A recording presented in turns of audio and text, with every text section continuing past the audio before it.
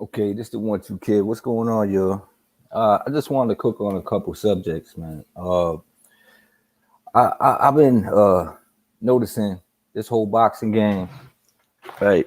A lot of a lot of horse shit. I like to call it horse shit, and that's what we're doing. From the Billy Joe Saunders to the whole situation with Canelo, Charlo coming out and saying some horse shit. He's out here on some horse shit. The horse shit happened with the Areola and the Ruiz fight, and and some good shit. Some on a higher note, talk about the fact that we got Better Beeve and Joe Smith about to fight in autumn. I think that's going to be at the Garden in September or December. So that's a good fight. And the Taylor Ramirez fight about to happen, and hopefully the Tyson Fury AJ fight happens. But we don't know. We shall see, and all that stuff. You know what I'm saying? So, but what we do have is Charlo out here saying that Andre and Benavidez ain't got shit to offer. That to me, what are you talking about, man? Like, what do you mean they don't have anything to offer? They'll probably be the biggest name on your resume, period. Point blank, period.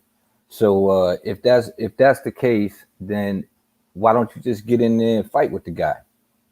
You know what I mean? Get in there and fight with him. It'll probably be your biggest payday too. You know what I mean? It'll probably be your biggest payday. And on top of that, he got the nerve to say some shit like Billy Joe Saunders scared to death of Canelo. This coming from a guy who turned the fight down. I'm not feeling that. And as for this Saunders shit, if this dude turns down this fight, if it isn't horse shit, I'll never watch a Billy Joe fight ever again. What's going on, Black? How you doing, bro? I'll never watch a Billy Joe fight again. You know what I mean? Ever. You know what I mean? But like I said, man, we do got the Taylor Ramirez fight happening, and we do got the Better Be Joe Smith fight happening in autumn. And I like unifications. I like guys that reach for undisputed. I like guys that put in that work. I like guys that come out there and move right on the outside of the ring as the inside of the ring. What I've been finding of late is that I can't get motivated to watch these guys because it's kind of like you picking the lesser of two evils, two diva motherfuckers in there fighting and bitching back and forth. Everybody keeping their name, someone else's name in their mouth, or people who just don't mention another fighter. Like when fucking Canelo, when Custer brought up Andre to Canelo, I was just like, when Kong had that on, I think Black did something on it too afterwards. The look on his face, he was so disappointed. Like, he was like, he looked like he had gas, man. The dude looked like he had some sort of gas or some shit. I was like, this dude he really don't want nothing to do with this guy. So if he's willing to entertain a Earl Spence fight, right? And Earl Spence is willing to entertain a Canelo fight, but not a Bud fight, and Canelo don't want nothing to do with Andre, who's left for these two dudes to fight? Each other? Does Andre got to fight Bud Crawford at 155 for these motherfuckers to get a big name fight? Is that what boxing's coming to? Like that to me, that's funny to me.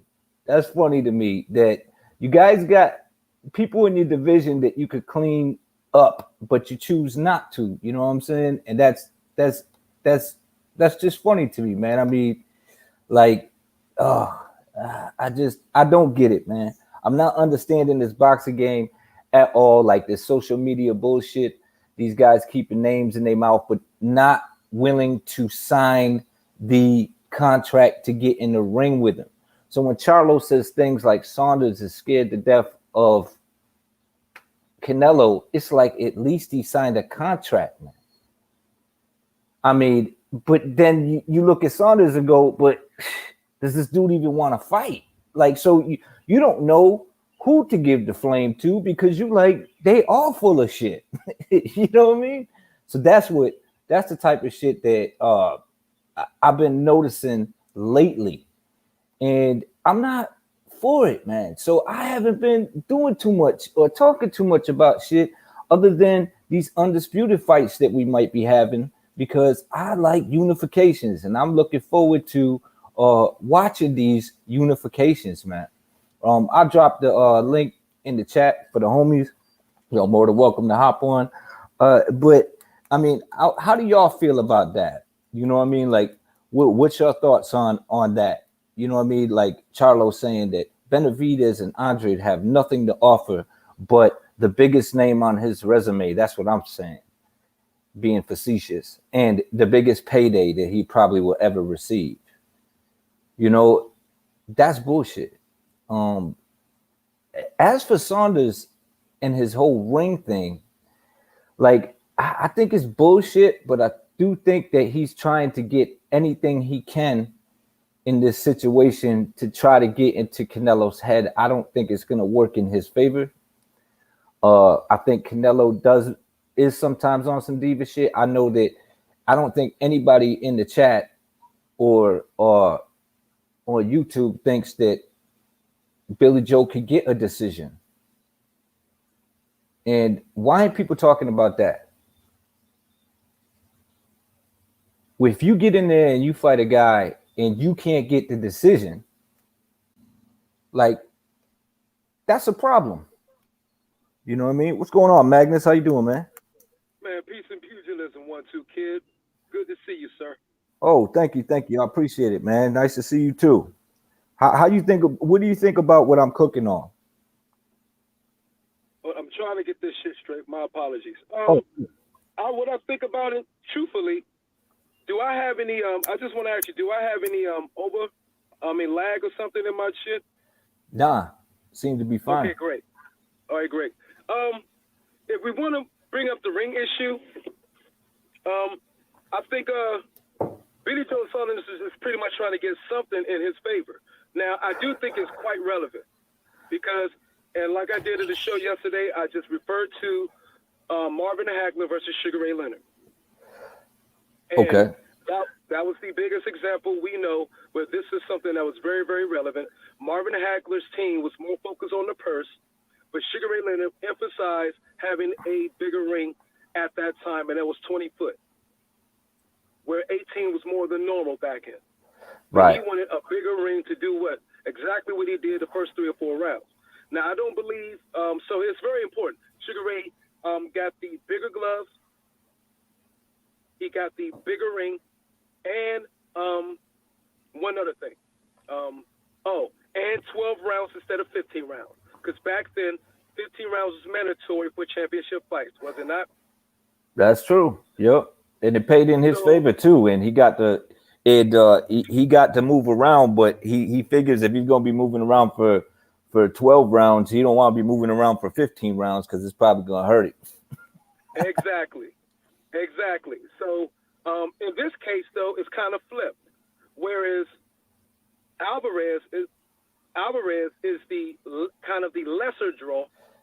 Well, back then, Hagler had built up so much between where it was Hagler and Leonard, they was damn near even. Hagler had the bigger purse. Sugar Ray Leonard won for everything else, though. In this case, Canelo is definitely the A side, and it's no. And Sugar Ray Leonard was coming from a 3-year layoff, remember? Mm. And Hagler had maybe a year or a year and a half since the Mugabe fight. So in this case, but in this clear case, Canelo's, of course, the clear A side and one of the biggest draws in boxing. So I think it's fair for Billy Joe to have that. And I personally don't think Billy Joe really is going to use it. And I think it's connected to something what you said, it's again in Canelo's head. I don't think Billy Joe's going to run like people think he's going to run in this fight. I honestly don't think he's going to do that. I think actually he's going to be right there in front of Canelo. He's not going to be like completely toe-to-toe. Mm-hmm. Yeah, I think he's going to stay. He's going to use his distance. Yes, mid to 6 feet away. All right, so you're going to use that Corona shit. He can be like, we good. We got to be 6 feet apart. Well, that's a Yeah, good point because he is 5'11". He does have a reach advantage. Canelo's 5'8". serious reach advantage. You got like a Yeah, 4 or 5 inch reach advantage. and he And is kind yeah, of slick, 4 inch. but I think 24 and 22 is ridiculous. Like that's not like you got to go out of your way to find a ring that big. Like you might find one of those in the gym. You know what I mean? Where you know what I'm saying? Yeah, Like that's got to be that's it. I'm not saying that they can't find one. I'm just saying like I think that that's quite a reach, but I think more it's more of trying to get into Canelo's head. And I agree. like I said, Canelo is one of the biggest draws in boxing, and Canelo earned it. And Canelo, he's a bad motherfucker in them ropes. You know what I mean? But what I'm curious of, Somewhat. why is it okay? Why do people say, well, but you ain't gonna get a decision against Canelo, and that should be cool? Like, why do people accept that shit? I can't stand it, bro. I made a video specifically on that. I made a video titled, well, you can only beat Canelo. You have to knock Canelo out in order to beat him. Remember that was a slogan back in the day? People Yeah. kept saying that in the chat all the time. Yep. And that shit drives me fucking insane. I was like, you know what y'all do? Y'all know what y'all doing when you say that? Now, I know it's important to say, and you're really trying to say in a slick manner that the fight is somewhat the big F or the big R word. You know what I'm saying? That's what you're saying in a slick way, really. And that's what I talked about in the video. I'm like, when y'all say that, you take a lot of the anticipation and excitement from the fight. And on my live, they kept saying that on my live yesterday, and I was like, don't say that. I don't want to put that in the air. Let's think, and Billy Joe know that from history, just dealing with Canelo fights, that using Travis Trout and Erislandy Lara as examples, trying to play the slick hit and move, you know what I mean?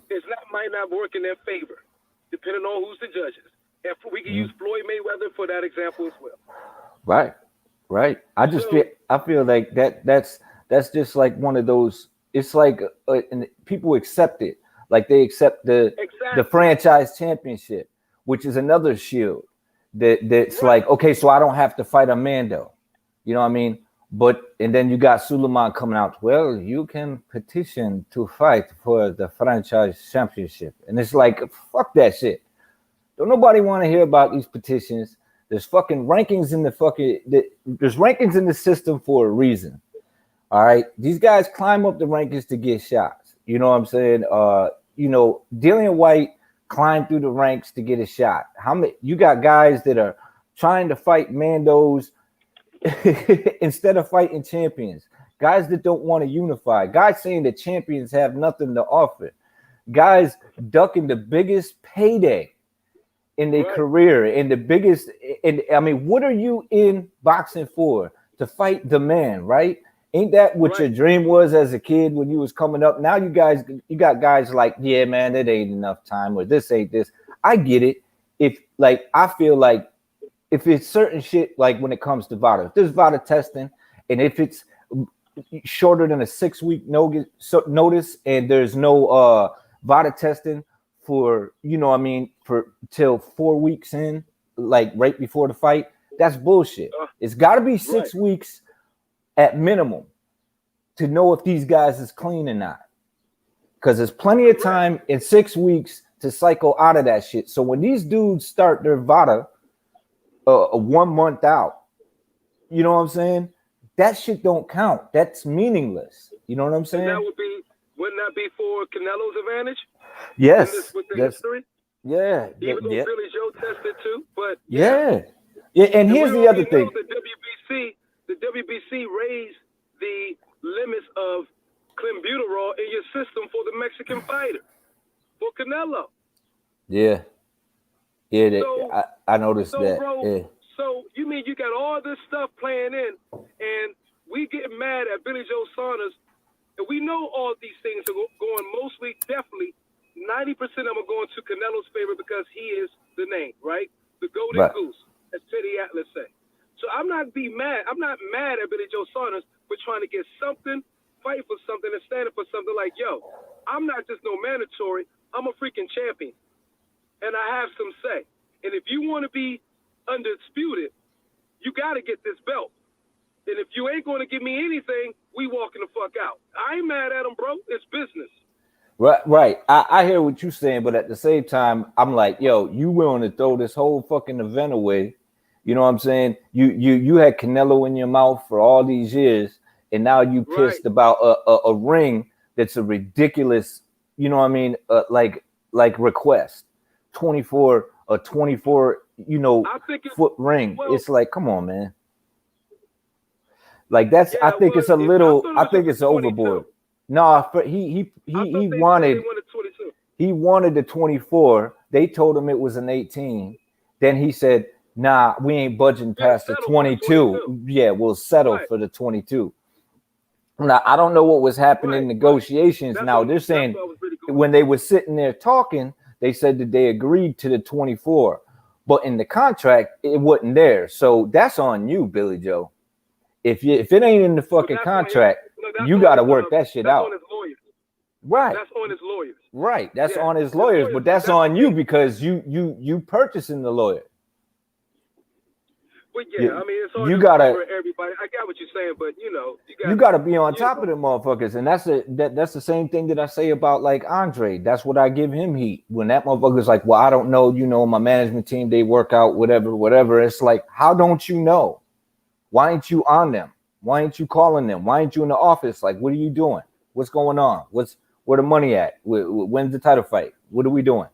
You know what I'm saying? That's what you paying them for. Not to control your motherfucking career, but to work for you for your career. So, I mean, you got to be on top of them.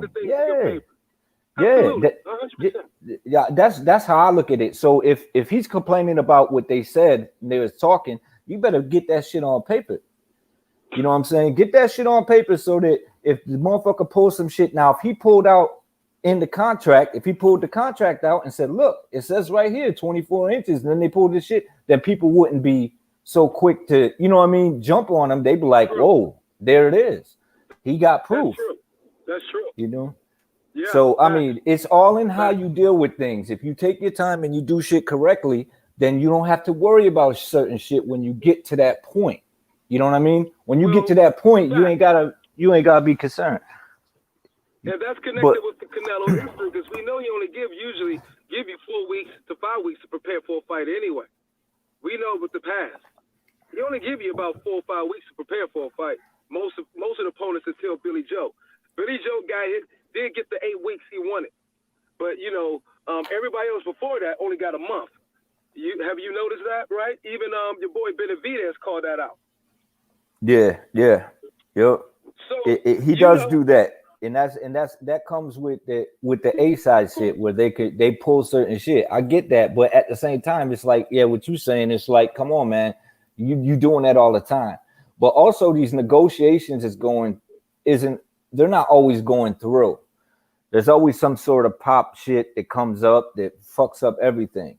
So I think that's one of the other reasons he does it. But at the same time, I'm looking at it like, look, man, this guy, that's why these fighters should stay ready, period. Because when they pop, when he pops some shit up like that, they can come in and go, oh, yeah, sure, I'll fight you. But it's got to be 6 weeks. You know what I'm saying? 6 weeks VADA testing. I don't care if we sign it now, whatever, you know what I mean? Or when we can start training, whatever. But I want to do VADA testing. But I don't think, you know what I mean? Yeah, but in this case for Canelo, I don't think they threw the John Ryder in there as the backup, but he don't want John Ryder. He wants that belt.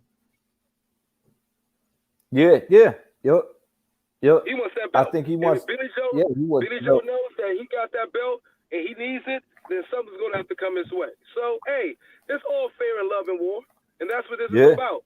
War, business, and fight game is war. So, hey, man, all I know is I want an exciting classic. Boxing. Well, I don't know if you're gonna get that. I think you breaking up. Magnus. But I don't know if you go. Go ahead. You breaking up still. There you go. You want to upset? All right, but here's I here's want the a downside. goddamn upset. But what about the downside to that? Ain't no downside. There's only upside. Okay, so if Billy Joe now if Billy Joe becomes a unified champion at 168, how does that affect boxing? It's going to turn boxing upside freaking down. You remember when Andy Ruiz beat Anthony Joshua? How the excitement and the YouTube of videos, excitement. That's what boxing is. Fucking upset like that. You breaking up bad, bro. You, oh goddamn! You just said before. You just mentioned earlier that if about the Canelo and how I sound. You sound good now. What up, Rocky? What's up, chap? How you doing? Good, man. Good. How you been? Hey, man, just living, man. Let me finish this. You know what I mean? Trying to stay COVID free. Yeah, I hear you. Go ahead, Logic. Absolutely. I just want to introduce my man, Rocket. Just, I ain't seen him in a while. No problem, Rocket. Peace and peace, Rocket.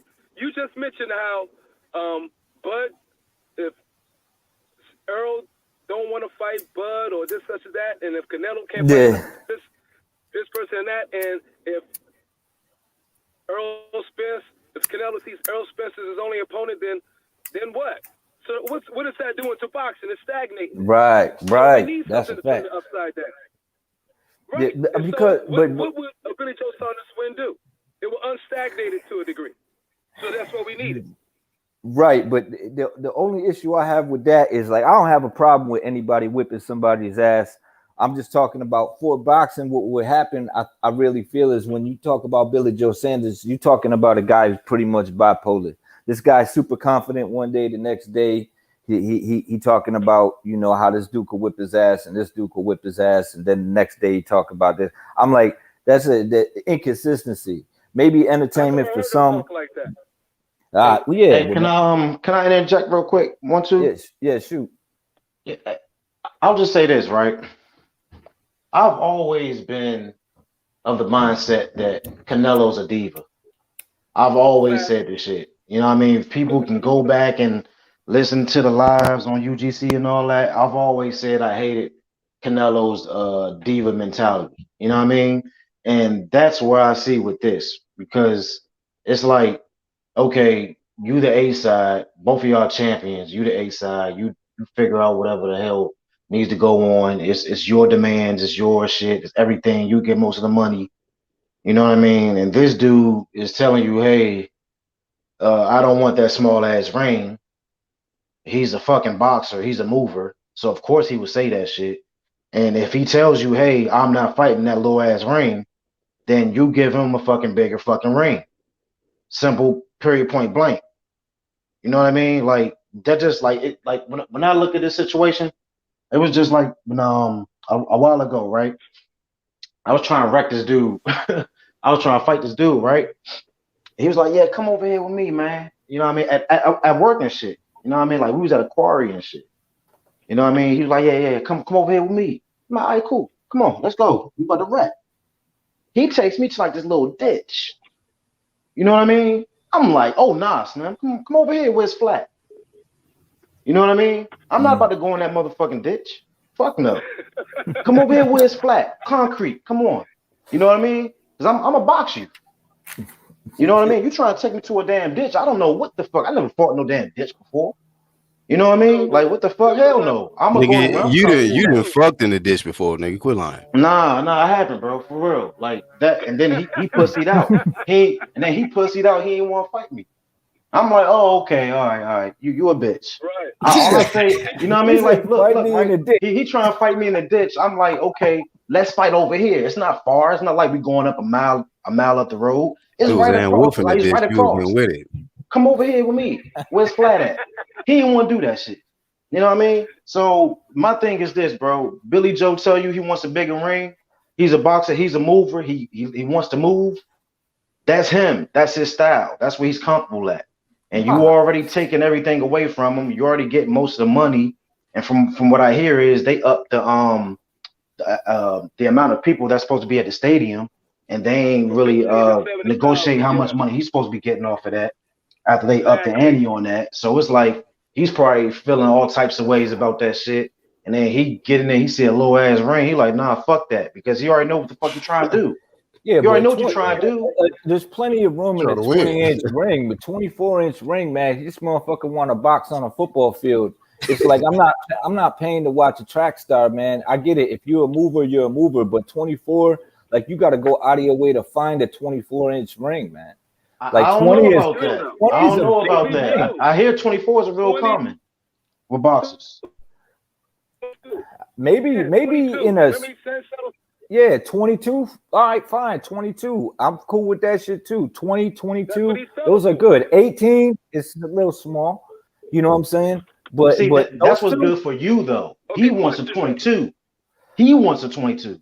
No, he wants what's wanted good the for him. 24. Correct. Yeah, but he came down to Okay, here's the 22, question. and Canelo wasn't trying to do that shit. Yeah, 22. So Yeah, he came down to here's the 22. question. What size was the ring? I got a question for y'all, and we should look this up. Let's see what size was the ring that the Lara fight was in, the Travis Trout, and especially Floyd versus Canelo. What size ring were they fighting in? I don't. You know I it's tried. difficult. Hey, look, Yeah, I don't me even know too. how to look that up, bro. Yeah, I tried I looking tried that up. too. I tried yesterday when we were I tried talking about yesterday, we yeah. were cooking on it, and I'm like, damn, those type of stats, they don't acclimate to the articles of anything. Nobody really breaks down that never break down that statistic, which I think should probably be a new thing, when they have boxes and stuff. But let's just keep it in mind. I mean, who is the guy with pull here? Who's the guy that deserves the bigger or smaller ring? In all honesty, It's I mean, not I even get really the about band. Canelo deserving side, though. so. It's Yeah. just about keeping it fair. Oh Because yeah, if you I'm with you the basically fairness. saying not you want to, but Canelo is basically saying, well, I'm gonna have everything, so I'm gonna have all the advantages. You're not gonna have anything. That's not fair, bro. You know Well, I'm what I gonna mean? say That's this, not though. fair. It's a I'm gonna say fight, this. bro. He not getting all the advantage. I mean, they on an even playing field. They both getting VADA tested. So For how No, they no, long? both. no, no. I'm just talking about like as far as like For how long the though, Black? ins and outs of the 5 weeks. negotiations, the Yep. fight, Boom. the Doesn't gloves and matter. 5 all weeks. that. But Doesn't You I'm know what I just matter. saying, mean? like Nasal spray they both cheated in the promotion. past, but y'all at least got 5 weeks about the testing. You can't get it your way. We all know Canelo A side, so this shit with Billy Joe, I don't feel Man, nothing for him. fuck that 5 week shit. We're not gonna let that shit slip. That 5 week shit is not fucking authentic, man. That's some bullshit. I don't care if 5 you weeks. get tested. Yeah, 5 weeks, 6 week cycling period. So what the fuck does it matter if they're doing it 5 weeks? You know what I mean? They need that whole 6 weeks. That way you know that they're not gonna have any benefits of any fucking performance enhancing drugs when they get in the ring. You know that there's no traces of that shit by the time they make it to the ring. You know what I mean? Facts. So yeah, so that it don't matter if these motherfuckers do it. So he just upped it from 4 weeks to 5 weeks. Like fuck that shit. And you know Saunders was with that shit. He was like nasal spray. You know what I'm saying? He was like, word, let's do it.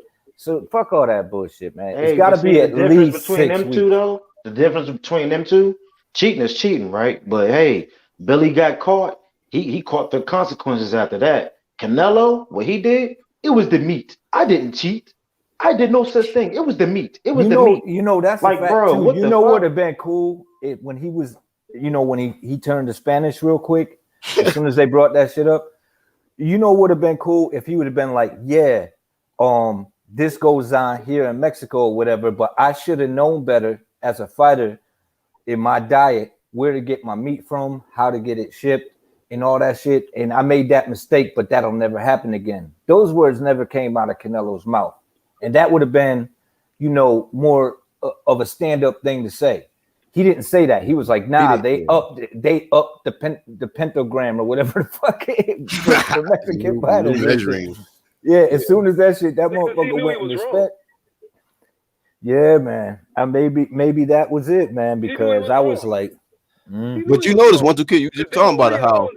he was speaking clear English until they said something about the PEDs. Then we got to get the translation.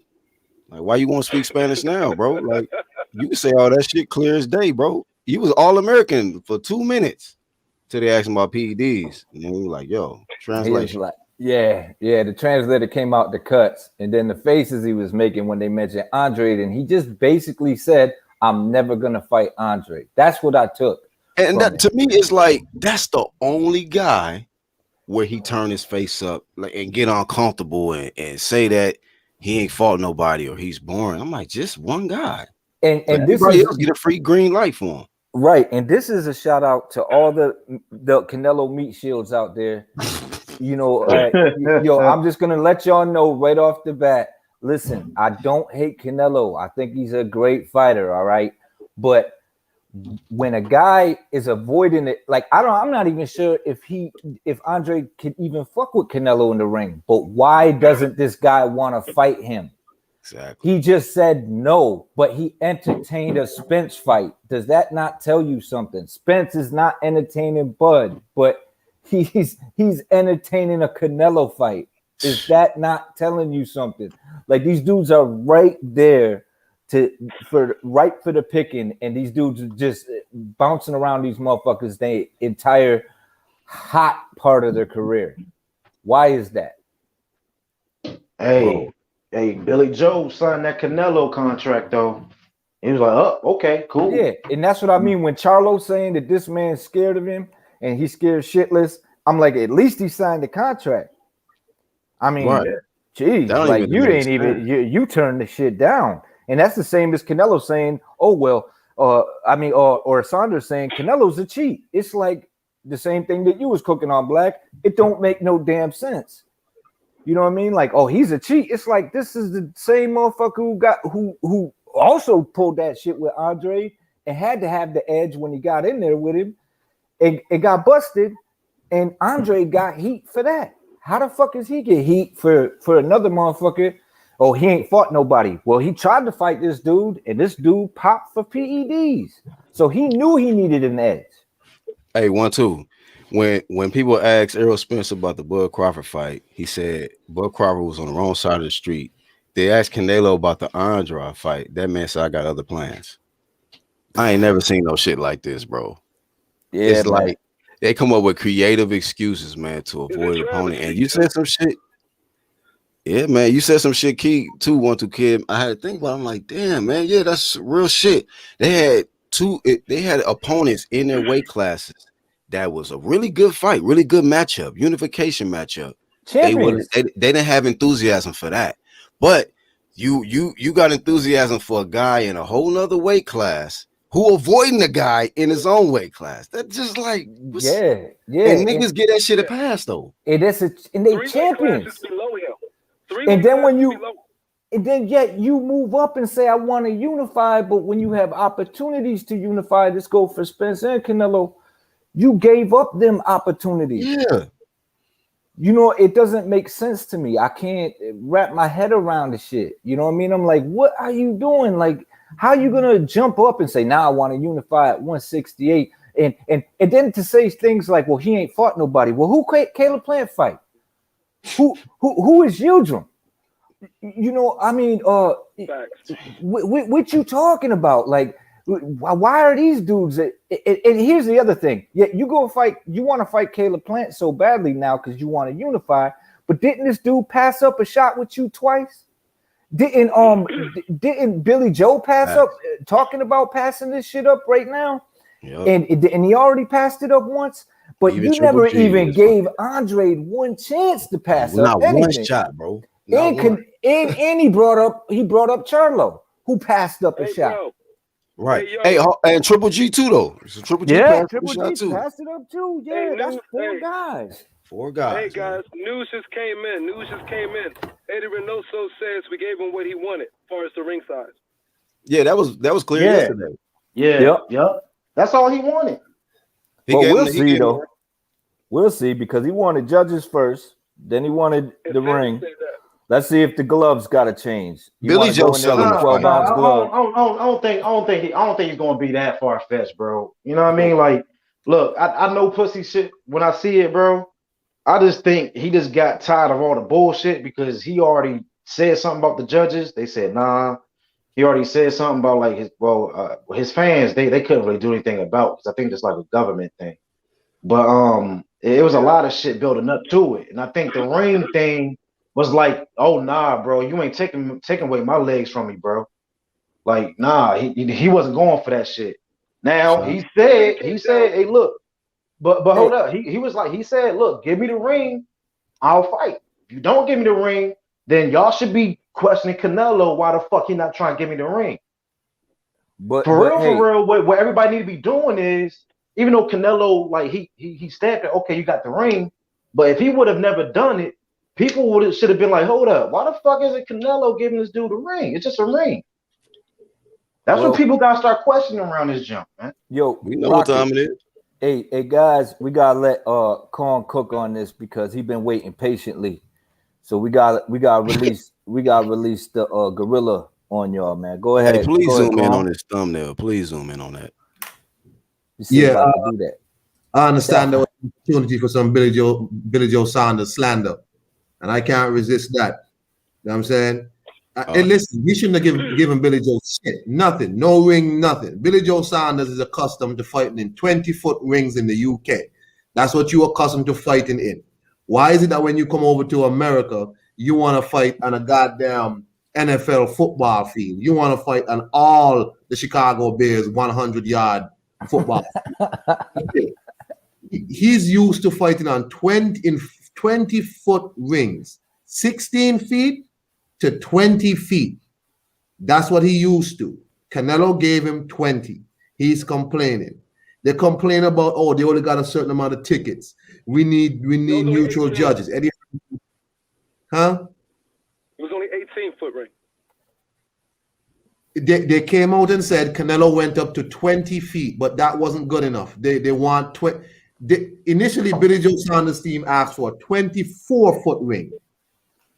Right, but I'm saying the original ring size was 18. Yes, correct. Canelo gave him 18. Then they said no. Then they asked for a 24-foot ring. Canelo said no, I'll give you 20. That's not good enough. I thought that was good enough. Billy Joe Saunders is used to fighting in 20-foot rings. That's the maximum in the UK. That's where he's been fighting his whole career. Why does Billy Joe Saunders want all of this stuff? Nobody wants to see you pot shot Canelo and run away all night. What's this? You know what I'm saying? Billy Joe Saunders. It's not about y'all, though. It's not about y'all. It's about what he want. He fighting that nigga. It's about what he want. He fighting the nigga. We ain't, hey bro, hey look. We ain't fighting Canelo, bro. We ain't fighting Canelo. He is. If the nigga say, hey bro, if the nigga say he wants 22, give him the fucking 22 and whip his ass. Bird cost me 22. Hey, I'll be right back. Hold on. I'll be right back. My bad. Hold on. Shout out to Rocket. That's all I'm saying. Man. Like it don't matter about none of that. The nigga said, hey, look, give me 22. He's thinking, okay, this Canelo, so I'm gonna need a little bit more breathing room.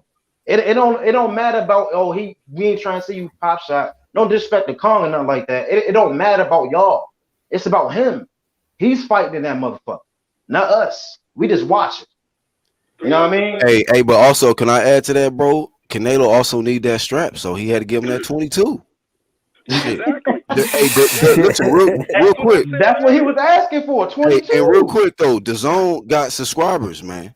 They got an event, man. They got 70,000 tickets, bro. Y'all better get that man at 22.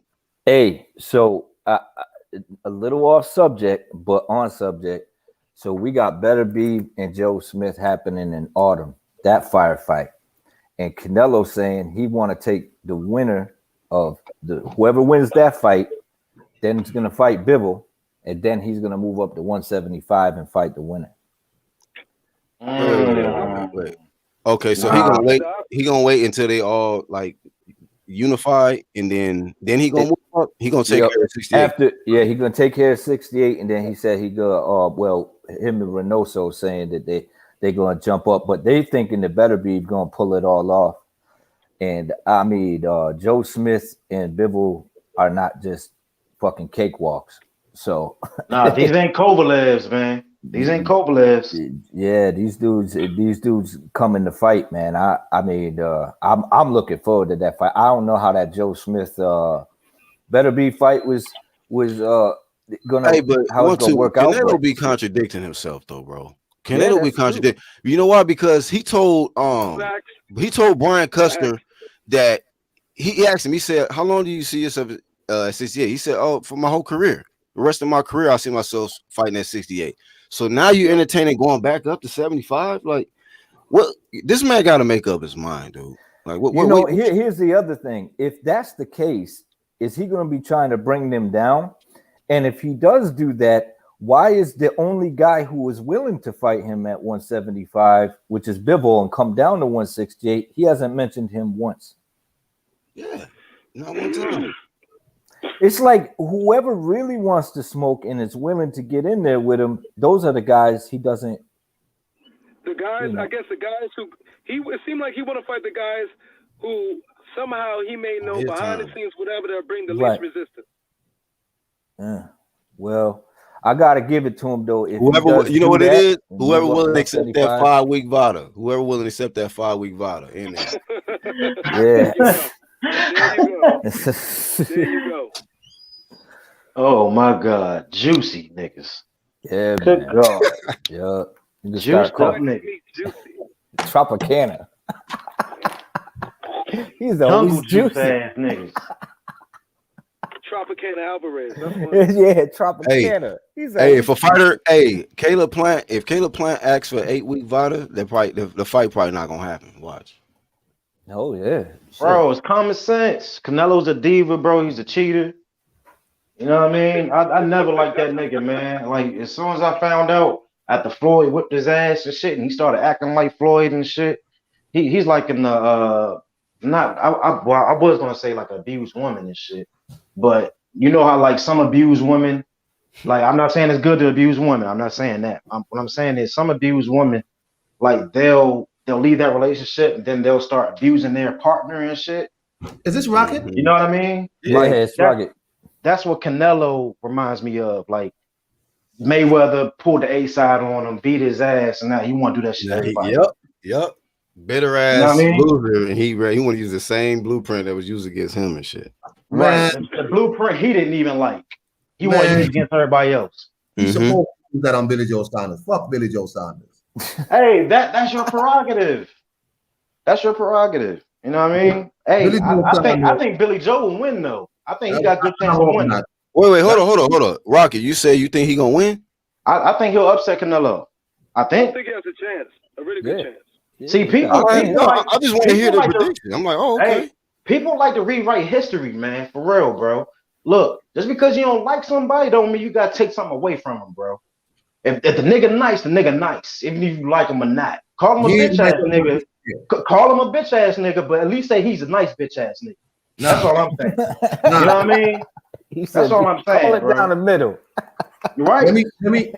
Let me say, Billy Joe Saunders at 168. Ever since he got caught with that auxiliary, he ain't looked the same. He ain't looked the same. That's a Billy fact. Joe Saunders without auxiliary ain't the same person. His best fights were at 160, and that's when he was probably hopped up on that shit. How many fights he had at 168? Hold on, let him cook. Go ahead. At 68, only like 2 or 3, bro. Like 3, right? Since he tried to sabotage Eddie Hearn's one of Eddie Hearn's first shows in America, when he pissed hot against Andre, then he refused to fight Andre again because he couldn't make 160 without that shit. He went to the 160 and he looked awful against. Hey, hold on. And to add to that, in his next fight after he popped, didn't he fight at? He couldn't even make weight, right? He missed weight. He missed weight. Yeah, he tried to make 160 and he weighed in like 167 or some shit. Look it up. But go ahead. My bad, Uncle. Go ahead. All I'm saying is this dude is not a 168-pound fighter. He was just a dude who's real lazy, and he has a way of looking awful. He fought Matt Murray. He looked terrible. When he won that vacant belt at 168, when he didn't fight Andre, he looked like shit against Shefat Isufi. The dude caught him, almost knocked him out.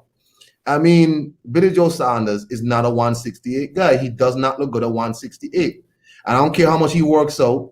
Since he got caught with that shit auxiliary and he can't take it no more, he hasn't looked good. Canelo is not a 168 fighter. He's settling better than Billy Joe Saunders, though.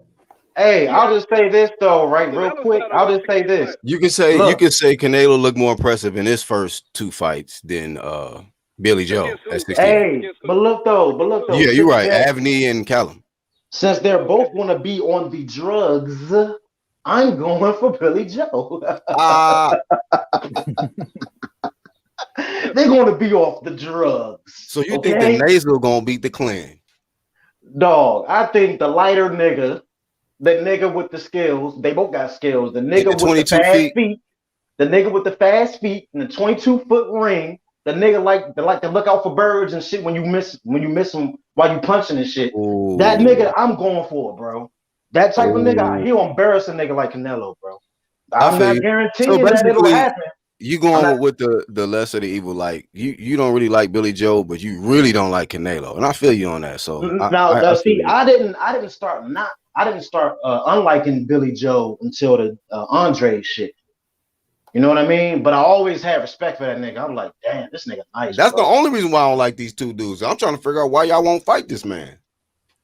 For real. You know what I mean? And that's when I started looking at Canelo like, dog, what's up with this dude? Ever since 54, I'm like, man, this man really is concerned about this Demetrius dude.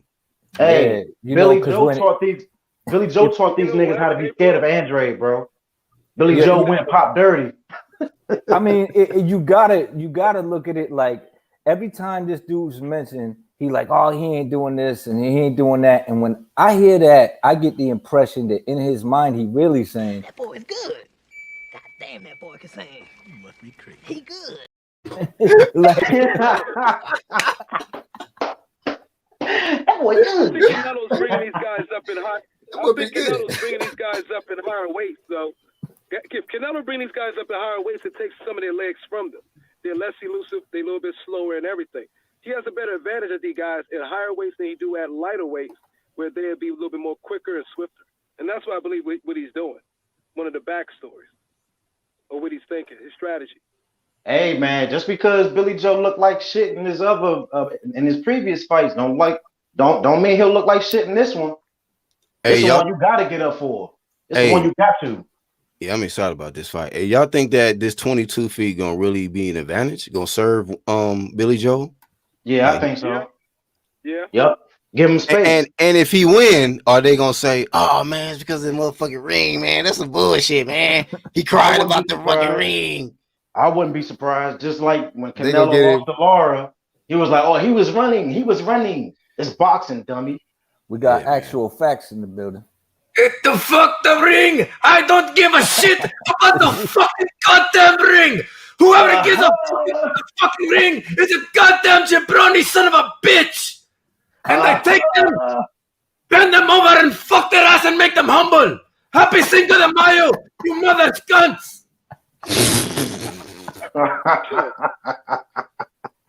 Wow. What's up, Angel, man? The rocket strike! I haven't seen you since Saddam have thrown the damn Scud missiles at the damn Israelis. I haven't seen you for that long. How are you doing, you jabroni bastard, you? Angel, I wanted 15 boxes of cigarettes. I want him to be a slave for 100 years. Let's be reasonable. Not say that this is a man in front of you, Buddha? Let's be reasonable, Buddha. I don't like the drug usage, the Hulk Hogan using the steroids, like the damn Billy Joe and the damn Canelo. The damn jabronis fight each other, but I want Canelo to win because Billy Joe is a red-betting son of a bitch that throws chicken at the people. I don't like it. Canelo wanted Billy Joe to be Lieutenant Dan. He wanted Billy Joe to have no legs. No legs. No legs. Lieutenant Dan. Damn, he's trying to Lieutenant Dan that man. Billy Joe says life is like a box of chocolates. Never know what you're going to get. There you go, man. And he said, I had legs. I had new legs. Titanium legs. And you won't take my legs from me. Hey, bro. I have no legs. I have no legs. Lieutenant Dan, you got new legs. Funny, man. Forrest, I want to go home. I want to go What home, happened, boy. Forrest? Bubba, you got shot. Forrest, I want to go home. It's fucked up. It's just funny as fuck, though. He roasting this man last words and shit. That's fucked up. Nah, man, rest in peace, Bubba, man. That was sad, bro. Hell yeah, man. Welcome back, Rocket. Goddamn. Hey, man, appreciate y'all, man. How y'all been, man? Good, We been good, man. bro. We hanging in there. It's been some, bro. It's been some wild shit going on out here. 2021 is just on some different shit when it comes to boxing. Man, hell yeah, bro. I'm talking Jesus about Christ. you got Upset. this. You got the Triller takeover shit. You got the suspense shit going on out here. I seen that, yeah. You got a mental illness running rampant out here. Like that's we got Verdejo. He out of here, bro. He out of here. He didn't want to kill the girl, right? Billy Joe with his new ring demands the agreed upon ring. The new ring. This is the agreed upon ring now. Look at it. It's a Coliseum, man. Billy Joe will be running the marathons. Look at that shit, man. You got the ancient Rome Coliseum out this hole. Lions gonna run out that bitch. And the Canelo will slaughter the Billy Joe and the cut the head off like my brothers in the Saudi Arabia when they inflict pain for no reason. That's what will happen to Billy Joe. You're gonna humble him. Hey, Canelo but gonna humble him. I'm gonna tell you something, bro. He has to humble him, yes. Boom, boom, boom. Oh, hell no, stop. Yeah. Hey, mute that man. Mute that. Osama bin Laden out this bitch. Yeah, I started getting dizzy and shit. I was like, mute this motherfucker, dog. Putting hypnosis on niggas and shit, Rocket. Chill out. Hey, but I'm gonna tell you something, Rocket, man. This dude Billy Joe wins, man. You ready for that? Bro, that's what I'm saying. You know what I mean? Like, people shitting on Billy, man, but dog. No. Are you ready for the new face? He'll be the face of boxing. You know that, right? Hey, bro, I like controversy, bro. I like when shit gets shooken up. He'll be the eyebrows of boxing. Caterpillar eyebrow ass nigga. Yeah. That nigga got some shit on his face. And that nigga gonna be the champ. Off the drugs. And him what if Canelo left Hook take one of them shits clean off? Yeah. Sweep hook that motherfucker off. Hey, bro, that nigga Billy Joe, man, he ain't no hoe. God, that nigga can fight, bro. He can fight, but he mixed it up too. When he wants to, he'll mix it up. Yo, Canelo can stop him. Hey, man, Canelo called him a pussy. Yeah, he walked right by him and said, "Well, he must be getting back at him because I think fucking pussy." Billy Joe told him he shot himself when. He said that to his team. He said that to his team. I'm gonna tell you like this though: if Canelo go in there too, like trying to fight mad, he might pay the price for that. He can't go in there trying to fight super mad and getting embarrassed. Like if Billy Joe go in there and like Sugar Ray, like how Sugar Ray did Duran on some frustration type shit, man, Billy Joe might beat his ass like real good. Like, but we gotta see. Bro, to beat Canelo, he better keep his composure. To get him mad, bro, all you gotta do is move your feet, bro. Yeah, that shit gets him mad. Move around and shake your head, move, pass out. Yeah. And taunt him, and then you jabbing him, and then you. Bro. Blueprint is taunt the fuck out of Canelo, man.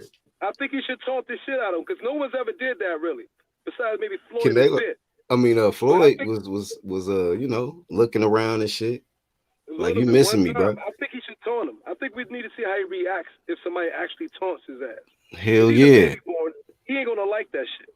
Billy Joe, that guy to do that too, because he done it already. Yes, exactly, horse. So, He just fucking If he, that's why I said Canelo just can't get mad in there. As long as he in there, keep his composure and stay focused like he normally do, he'll be straight and break him down. But I think if he gets comfortable, if he start getting comfortable in that ring, you know what I mean, and higher confident, by round 4 or 5, he gonna be doing all types of shit in Canelo's face. He gonna be mocking his ass. Like I think Fury mocked Deontay. Yeah, man. We can't see that happen, though. I'll tell you, it can happen though. I can see it happening, but Canelo gonna have to be sharp. Hey, Fury gonna be there? I think Fury's gonna walk him out the ring, bro. Cheering my boy on, my brother, and he's gonna make Canelo look like a shit house. Like I'm gonna make AJ look like a shit house, a damn dosser, and once we get those dossers out of the zone, we're gonna be taking over the zone, and we're gonna be the real gypsy takeover. Yes. Fury's gonna walk him out. All right, I just want to make sure you was gonna be there. Shit, cause I'm like, I might be extra motivation for him. Like, yo, dossers, we beat you before. We came and beat Deontay. Now we're gonna beat Canelo. Redhead. Yeah, they trying to take shit over. Talk shit. Yeah, them gypsies trying to take the fuck over, dog. What? They trying to take over, bro. That's just a religion to them, bro. They don't be playing with that gypsy shit. Yeah, trolling and whooping your asses. That's life for them. Facts. I just trolling and beating your ass. I was like, the 1-2 Flame ashamed the 1-2 kid for kicking himself out. That's hilarious. I wasn't cooking enough. I booted myself. He ejected his damn self. He's like, you know what, man? I'm gonna let these dudes cook. Fuck this shit. I'm out. Yeah, man. Welcome back.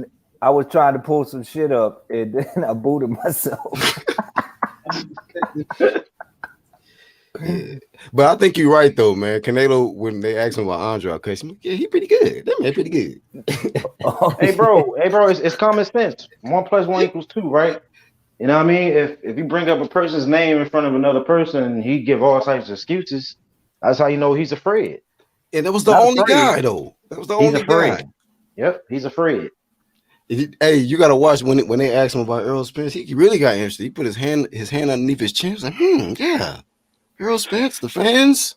As soon as he said Demetrius Andre, man, you thought his soul left his body for a second. Like, damn. Yeah, Errol Spence is an easy fight. Errol Spence would get slaughtered in there. He would get slaughtered. All that sparring, light heavyweights and shit don't mean shit, bro.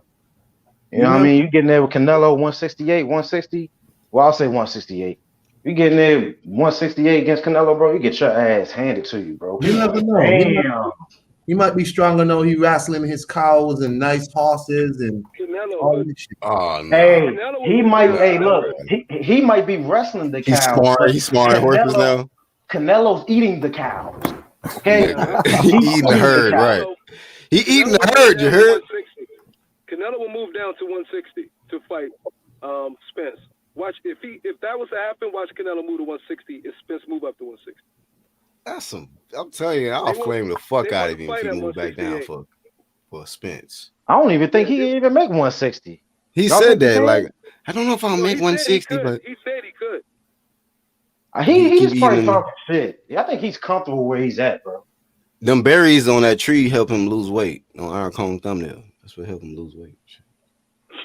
He burn it off, but not for Andre, but for Spence he will. I'm just advocating for agriculture. I don't know what you're talking about. He just how many cherries Canelo got left out here, man? Never mind. See, he thought looking at Billy Joe's last fight, he thought, oh, we got one. Okay, we'll see. You might have him, but we'll see. It's the cherry that got that fucking seed in the hole. Ronald, he said Errol Spence already boxed with his eyes closed. Oh man, terrible. Well, maybe Errol Spence got to check with his girlfriend Yella Beezy before he oh man. No. You see that? Beezy a hickey? Yeah, I mean, try to give Beezy a hickey. Rocket saw that. You saw that, right? Yeah, I saw that dumbass shit he did. That's crazy. That's crazy, man. Who would have thought, he's supposed man? to be a new person and shit. You know what I mean? Like, hell yeah, you're a new person. Hey, all I gotta say is I'm about to start investing in Oragel again. Okay, Oh, it's gonna bro. come. It's gonna come. I'm telling you. Or jail's about to skyrocket I'm trying to because of find this Arrow. shit. Dog. I'm talking That's about, fucked bro. up. That man said I thought he was a new person. You damn right he is. To us, he is a new person. What This the is some fuck be new. going on in the South, man? God, the niggas be Nah. fucking. Niggas be fucking their cousins and Earl shit. Spence, God Oh damn, what man. the fuck? Yeah, Earl Spence crazy. gotta Shit see me. You know what I'm crazy. saying? Like, Earl Spence, you really gotta see me. You know what I'm saying? Like, I don't even know why y'all be forgetting about me, but y'all better put respect on my name. You know what I'm saying? So, You know what I'm saying? That's the long time coming. You know what I'm saying? Hey, look, shout out to myself. Congratulations on me. You know, I just had my firstborn, so you know, shout out to that. And listen, man, I'm gonna be back. You know what I'm saying? And I don't know why it's a foregone conclusion that Earl Spencer is gonna beat me. That's bullshit. You know what I'm saying? I believe in myself, and fuck anybody who don't believe in me. You know what I'm saying? Because I am one time, no, two times, and I'm gonna be three times. You know what I'm saying? So y'all gonna see when I come back. Oh, it's gonna be like cook And what cracking your game, dad? you know what I'm saying? Bubble What your game, you dad? know what What your daddy used I'm to do saying? to you though? What your daddy Y'all used gonna to be do to you? dropping more. My daddy used to beat me, my mama used to beat me, and Earl Spence, if you could beat me, step in the ring, man. You know what I'm saying? All I want is 10 mil. 10 mil ain't nothing to you, man. You know what I'm saying? You got all the He Texas That's ducking light you, son. behind cheese, you. You know what He I'm saying? We ducking can you, feel the son. nigga. That's light cheese, nigga. Tink. Texas or Florida. Clearwater. Pisco. You know, this dude, Hey, I can't take Thurman seriously, man. This dude ain't been in the ring in a minute. He be taking long ass layoffs regularly, saying that he's injured, whatever. And if he had an injury, I get it, but I mean, what's his excuse now? Is he injured now? damn. Alive. I don't know what's going on. But Keith always be quiet until he get ready to fight. But I don't know what's going on with this dude now. You can't take time off for injuring your hair. You know what I'm saying? You can't do that. If just because you cut your ponytail off, you can't be like, I He need got like a 2 years off. I can almost guarantee he got a bad habit of always starting off his videos now. Like, I got my hair cut, my hair is cut. Like, bro, you told us that shit like 9 I mean, videos back. can you understand? I'm raised in the child, you know what I'm saying? Hey, look. I'm like, Hey, like saying, Ryan restrictions in my Garcia, hair. like Ryan Garcia, I'm not Hey, cool now. You know what I'm saying? hey, Black. Remember Boys in the Hood? I'm like Samson. My strippers in my hair. It's just, Hey, but you know what? Hey, hold up though. That man Haplotype had me weak. That man said Keith Thurman ponytail is definitely in the hood somewhere, weaved up in somebody hair. Somebody put Keith ponytail on the market, man. this Hey, Keith shout here. out to This one this time that here. Keith. This Chief Keith right here. Oh man, you got that one time. Oh shit, It's that put that. unbelievable Keith shit. Yo man, unbelievable. That's funny, man. I mean, but this dude is very inactive, man. So I mean, he was really taking the welterweight division by storm when he was hot. But I mean, I can't. It's always something, man. These guys ain't consistent. They ain't outside of the ring training. You know, when the opportunities come, then they price themselves out to fight. That type of shit, like I can't stand that shit. The whole Manny thing, nobody talking about the fact that Manny wanted more money. Everybody talking about, oh, Bud ducked him. Like, come on, man. Bud didn't duck Manny Pacquiao. He been clamoring for that fight for fucking 5-6 years, man. Didn't he Like, just announce a retirement? who knows, man? For real? Yeah. Damn. I thought he was fighting Mikey. What happened? It went from I just fighting, saw but something yesterday where it said Manny Pacquiao announced a retirement. this man went from fighting McGregor. Go ahead, 1-2. Yeah, he went from fighting McGregor and Spence and Ryan Garcia to Bud Crawford to Mikey Then Garcia. Mikey too, yeah. Like, damn, now he out of here. He's But like nobody want to sign a contract. I retire. Fuck this. I don't have a problem with Manny Pacquiao doing what he want to do, but you know, I had a problem with him holding on to that title for you know, and not doing nothing with it or unifying it or defending it. You know what I'm saying? That if you're gonna have that title, then fucking you gotta deal with the shit that come with it. But think about it though, right? What a way to go out though with his career. Oh hell yeah. Right? If he just closed the chapter like that, he went out knocking off a top dog at welterweight. Yeah, coming back and knocking him off. So I can't even be mad at his legacy. Now people can say I wanted to see him fight whoever, but he didn't even need to jump in there with Keith as far as I was concerned. Right. He also retired Matisse, didn't he? He retired Matisse. He put Broner in the in between. Yeah, he put him in the what's that shit called, between heaven and earth? The in between, like, whatever that realm is. Yeah, that's what Broner live at. I think Pacquiao put him there. Keith that's making him hesitant on fighting somebody really serious at the welterweight. Say it again. I think it was his fight versus Keith Thurman that really got him hesitant of really fighting the young lions. You know what? That might be true. He won, but he took a lot of punishment in that fight. Yeah, he might be true on that. That was a good fight.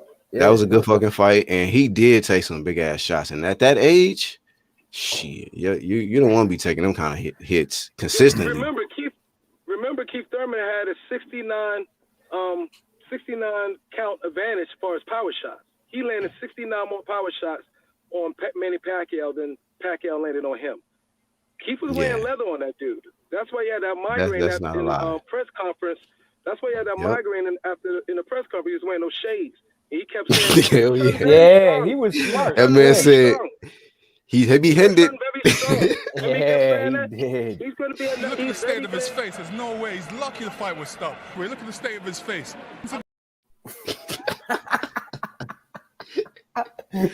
Hey, but Keith's face was fucked up. But Manny Pacquiao head, he telling the truth though, boxing logics, because that motherfucker did have a migraine. He said he heavy-handed. Yeah, but that shit comes with experience. You got to know when you reach that elite level to have some shades, some big ass shades, man. Yep. Keith didn't know. Yeah, he came out showing that whole 8 head. Like Martin. He came out showing all types. He had an extra head. That shit was crazy, man. Yeah, because that was a split decision. Remember, it was a close fight. Yeah. And I thought Thurman edged it in one, but of course it's Pacquiao. But he took a hell of a lot of punches late in that fight, and I was like, damn. And remember the reporter, the Mexican reporter or the Latin reporter that was in the crowd, of course, during the post press conference. He asked him, like, Pacquiao, how long do you want to do this? Because in this fight, you took a lot more shots than you've accustomed to taking. That was very heavy. And and Pacquiao said, well, I just said on Jesus Christ, that's me, dude. That's how long I will fight or when I will quit. That's what he said. I was like, oh shit. Yeah, but you got to give it to Manny. But he should have waited it out, man. He should have. But I'm pretty sure he thought Bud and Spence was gonna finally unify, and that shit never happened. Hey, Myron, though, watch this. Keith gonna hear this shit, and he gonna come out here and be like, you know, I retired Manny Pacquiao. I retired this man. Keith Thurman retired Manny Pacquiao. No Chris Angel, mind freak, David Blaine, trap dog, horse shit jumping off here. That's bullshit. We ain't gonna let that shit ride. Ain't no one gonna believe that shit. Keith bold enough to attempt it. If he don't fight again, he can say that. Why'd you say that? You got a point. Oh yeah, he might say use it, but he can use it. But he can attempt it, but he ain't gonna go that far. Look that up. If the retirement announcement is real, and that was the last person he fought, he was like, yeah, I gave him second. I gave Pacquiao second thought. He's saying Manny still having headaches and shit. Like this man gonna get somebody to edit his videos. Like, look at the close up, the slow motion of me hitting him with these hooks. These left hands are landing flush. He gonna be breaking this shit down. Like, damn, he might have retired. Yeah, man, and that's the other thing, man. Every time that man get hit, he punches himself. Every time, man, he get hit with a flush shot, he punches himself in the head. Oh, that's true. He be trying to, He be pump beating the himself shit. up. He don't. That don't help. It's like you already get eating punches. Yeah. Like stop punching yourself in the head. Like I can Yeah, take it. man. Like that shit ain't helping. You're heavy-handed too, motherfucker. Yeah. You giving yourself the business. That's crazy. So Marquez went out beating Pacquiao. Pacquiao gonna go out beating Keith. So man, how important is your last fight too? Like say for instance, like B Hop. You know, he had a great legacy, but he got fucking knocked out the ring in his last fight, bro. Yeah, Damn. but the thing with that is he was in there fighting a guy that could fight. He wasn't in there fighting a guy from the UFC or, you know what I mean? And he stretched it till he was 50. Yeah. So that's a different level of shit. So I guess when you get beyond like 43 or 44, you get a pass. Like it don't matter what happens. Like to me, I think Hopkins don't get enough props for what he accomplished in boxing. And to take it that longevity that he had. You was talking about champions and reigning champions. That dude was doing shit that was unheard of for the longest time. And he was getting ducked. But now people blatantly ducking. And people, you know, they could always count on a meat shield to jump in front of them. Like, he ain't do nothing. He ain't fight nobody. It's like, yo, we boxing fans. Let the fight happen. That's what they supposed to do. Get in there and fight. And then when you got, shout out to my man Angel, the meat shields. Hell yeah. And there's like, you can have a whole chat room like filled with them. That's the most epic term, bro. Meat shield promotions. Yeah. Meat shields, man. That shit stuck. And I was like, that's exactly what they are, man. Bodies. Yes, these people are habitual scrotum sack massagers. They like to play with the scrotum sack and color them and paint on the scrotum sack and make it their own, like it's their own ball sack. And it is very weird. It is very disgusting. And it is a clear sign and disease of manfanism and manfanitis. Yes, manfanitis. When you find yourself so close to the boxers that the boxers stop short and you find your head right up their fondillo or their ass crack.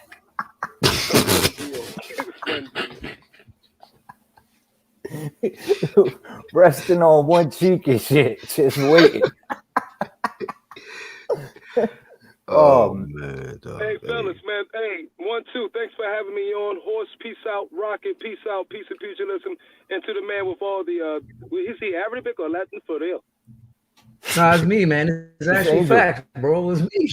It's Angel, man. Actual fact, yeah. You got a skill with that shit, Slim. Keep it up. Oh, God. All right, thank you, man. Thank you. I appreciate that, bro. Be safe, bro. Peace. No doubt. One love. Peace. Yeah, man. Angel be cooking it up, man. Pure entertainment. Hell yeah. Pure entertainment. Hey, how'd I tell this fat girl that I'm not interested, man? This chick really think I like her, man. I keep telling her, like, she keep taking this fat girl. Some chick here who's trying to holler at me. I'm like, I'm married, bro, and you fat. So I don't like big girls. What the fuck? Damn. Like, listen, man. On social media, she trying to get at you? What you mean? This is a friend of mine, but she's been trying to get at me for a long time. Now she back again. Damn. And I'm trying to tell her, like, you ain't like, I'm trying to like slip in, like, you ain't no smaller than you was back then. I didn't want you back then. And it's like she's one of them chicks who does like the fat girl thing where you take like the selfie pictures like way high, like high above. Like it didn't make you look no smaller, like the Andy Ruiz catfish thing before the Joshua fight. This shit. I don't like the right angle and shit. Oh man. I'm married, and I'm not going to step out on my wife for no fat girl. Yo, man, that's left field, man. So like fat chick just bum rushing me, throwing her big ass panties at me. Yeah, yo, man, this chick is for real. Like I don't know why else to tell this woman. Hey, look, Carl, you shouldn't be doing that to my big sister like that. You know what I'm saying? I mean, give her a shot, bro. I mean, you never know. You know what I'm saying? Once you go fat, said my big sister. You said once you go fat, we might have lost age. Once you go fat, you get backs.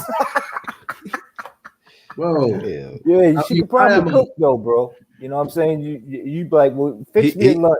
Iron Cone he probably concerned you might fall in love and shit. Man, shit Yeah, like man, that's a lot of loving, man. bro. No. That's not my type, man. But this is just overwhelming. Like I'm like it's WhatsApp on WhatsApp as long as somebody overwhelming. Go ahead. on WhatsApp as long as somebody got know it don't get what the fuck? What's happening? He said, you know, it don't get cold on them islands, so you don't need to be kept warm. Damn, right. It's too hot. It's too hot for all of that. I feel you, Iron Cone. Yeah, tell her it's too hot for that bullshit. Keep that heavy shit over there. Yeah, I guess he not fucking with the big women. You know what I mean? I He never have in my life. And I just like, man, no, I'm lying. I'm not gonna lie to you. There was this chick who was a airline executive who was really heavy. And I'm not gonna lie to you, she had money, and I had to do things to earn my way. What? Yeah, do things to earn his way. Damn. I'm not gonna even front. This chick had a lot of money. Like she was an airline executive here, and she was big. Was she a good cook? I don't know. I didn't eat no food from her. I don't know. I just perform my duties. Did she have a pretty face? Wait a minute. So you had a big mama at one point. You said she had a pretty purse. I'm not gonna lie to you. I did have to do certain things to earn. This man prostituted himself. He confessing to y'all in the world. Bro, no, I'm not gonna lie to you. I mean, I said I didn't like big girls, but I'm not gonna lie to you that I really did have to, put my to the side because this chick had money. And I was a young man. So this other lady don't have money then? That's what the issue is. I got money now. I don't need that. I have. Okay. All right. So now that you could comfortable and content, big girls is off the list. That's off. That's out. There was always off the list. It's just that this one chick, I was young, in shape, and poor, and I like things. Vulnerable. He was vulnerable. We got it. And you learned from your mistake and was like, I will never be in this position again. That's what you tell yourself every time you're performing your duties. You're like, I'm never gonna do this again. I'm gonna get my life together. Hey, 1, 2. He gonna go back to his channel and say this big woman took advantage of me when I was younger. It was a big woman one day. She took advantage of me. But she paid me, so I didn't tell it till now. Oh, this shit got a lot of money. I got like flights and shit. Yeah, it was all right. And you still got the number though. You still got the number. Nah, man. I ain't got no number for her no more. Oh man. You tripped out on it. No, I'm joking. Go ahead. You good. Yo, is that how Shorty came at you? She's like, Iron Code. Did she change her number? Did she change her number, bro? Her number? Did she change her number? I don't know, man. This was years. This was before, Yeah, we know. Try the same number. It's probably the same number. Nah, I'm not interested. She don't live here no more. She's living somewhere. I don't even know where she lives now. She can cash app you from anywhere. Bro, anyway, we go. Well, whatever, man. Look, I'm married and I got money now, and I don't have to get my face greasy no more. Damn. Butter, mustache butter, anyway. And all of that. Yeah. Man said I had to get my face greased. All right, man. All right. Shout out to Iron Cone, man. Been in a better place. Yeah. Financially, spiritually, and emotionally. All around. Shout to all the ladies out there, he said 160 and below. Right. Yeah, right. That's his status. So don't come at him like that. You know what I mean? Hey, LeRon, you bullshitting. Listen, I got flown out multiple times by this chick. Oh wow. And you came back. I was young and in shape them times. So you know what I'm saying? Well, she was a big girl though. And the good actually said Iron Gigolo. Iron Gigolo. Yo, man. Oh man. Damn, bro. Damn. Now we understand your name now. We get it now. It's all coming together. I'm saying, man. I mean, but this girl, no. This is years now. I'm not interested, man. Mm-hmm. Stop taking them pictures like from high altitudes and shit, like trying to trick people. Trying to enter you to the Grand Canyon. You know what I mean? Yeah, don't do that, man. I know you're a portly lady. I know how it goes, but whatever. Yeah, you know. Anyway, what else is up in boxing, man? Ignore me and my private life. Y'all got me talking. Hey, so okay, I got one. So y'all think Roy Jones can really turn Eubanks into a middleweight champ? Nah, man. Who he gonna be? Come on, man. This is Roy Jones. Like You know, he Chris Eubanks ain't got he's not coachable enough to really become a student of the game of Roy Jones, Pensacola, Rudy Tootie, and make it happen. when Andre leaves 160 and vacates his belt, Chris Eubank can try fight for that. Hey, he not barking for Eubanks can Andre? fight though. I think Eubanks can fight when he's I think he being got talent. himself. Yeah, and when he's not listening to his dad and everybody else, and he just letting his hands go. You know what I'm saying? Then he does his thing. When he stopped putting on that, I mean, maybe he can acclimate to that style, but to Roy Jones' style, but to sit there and just try to imitate him, it's like you don't have the reach.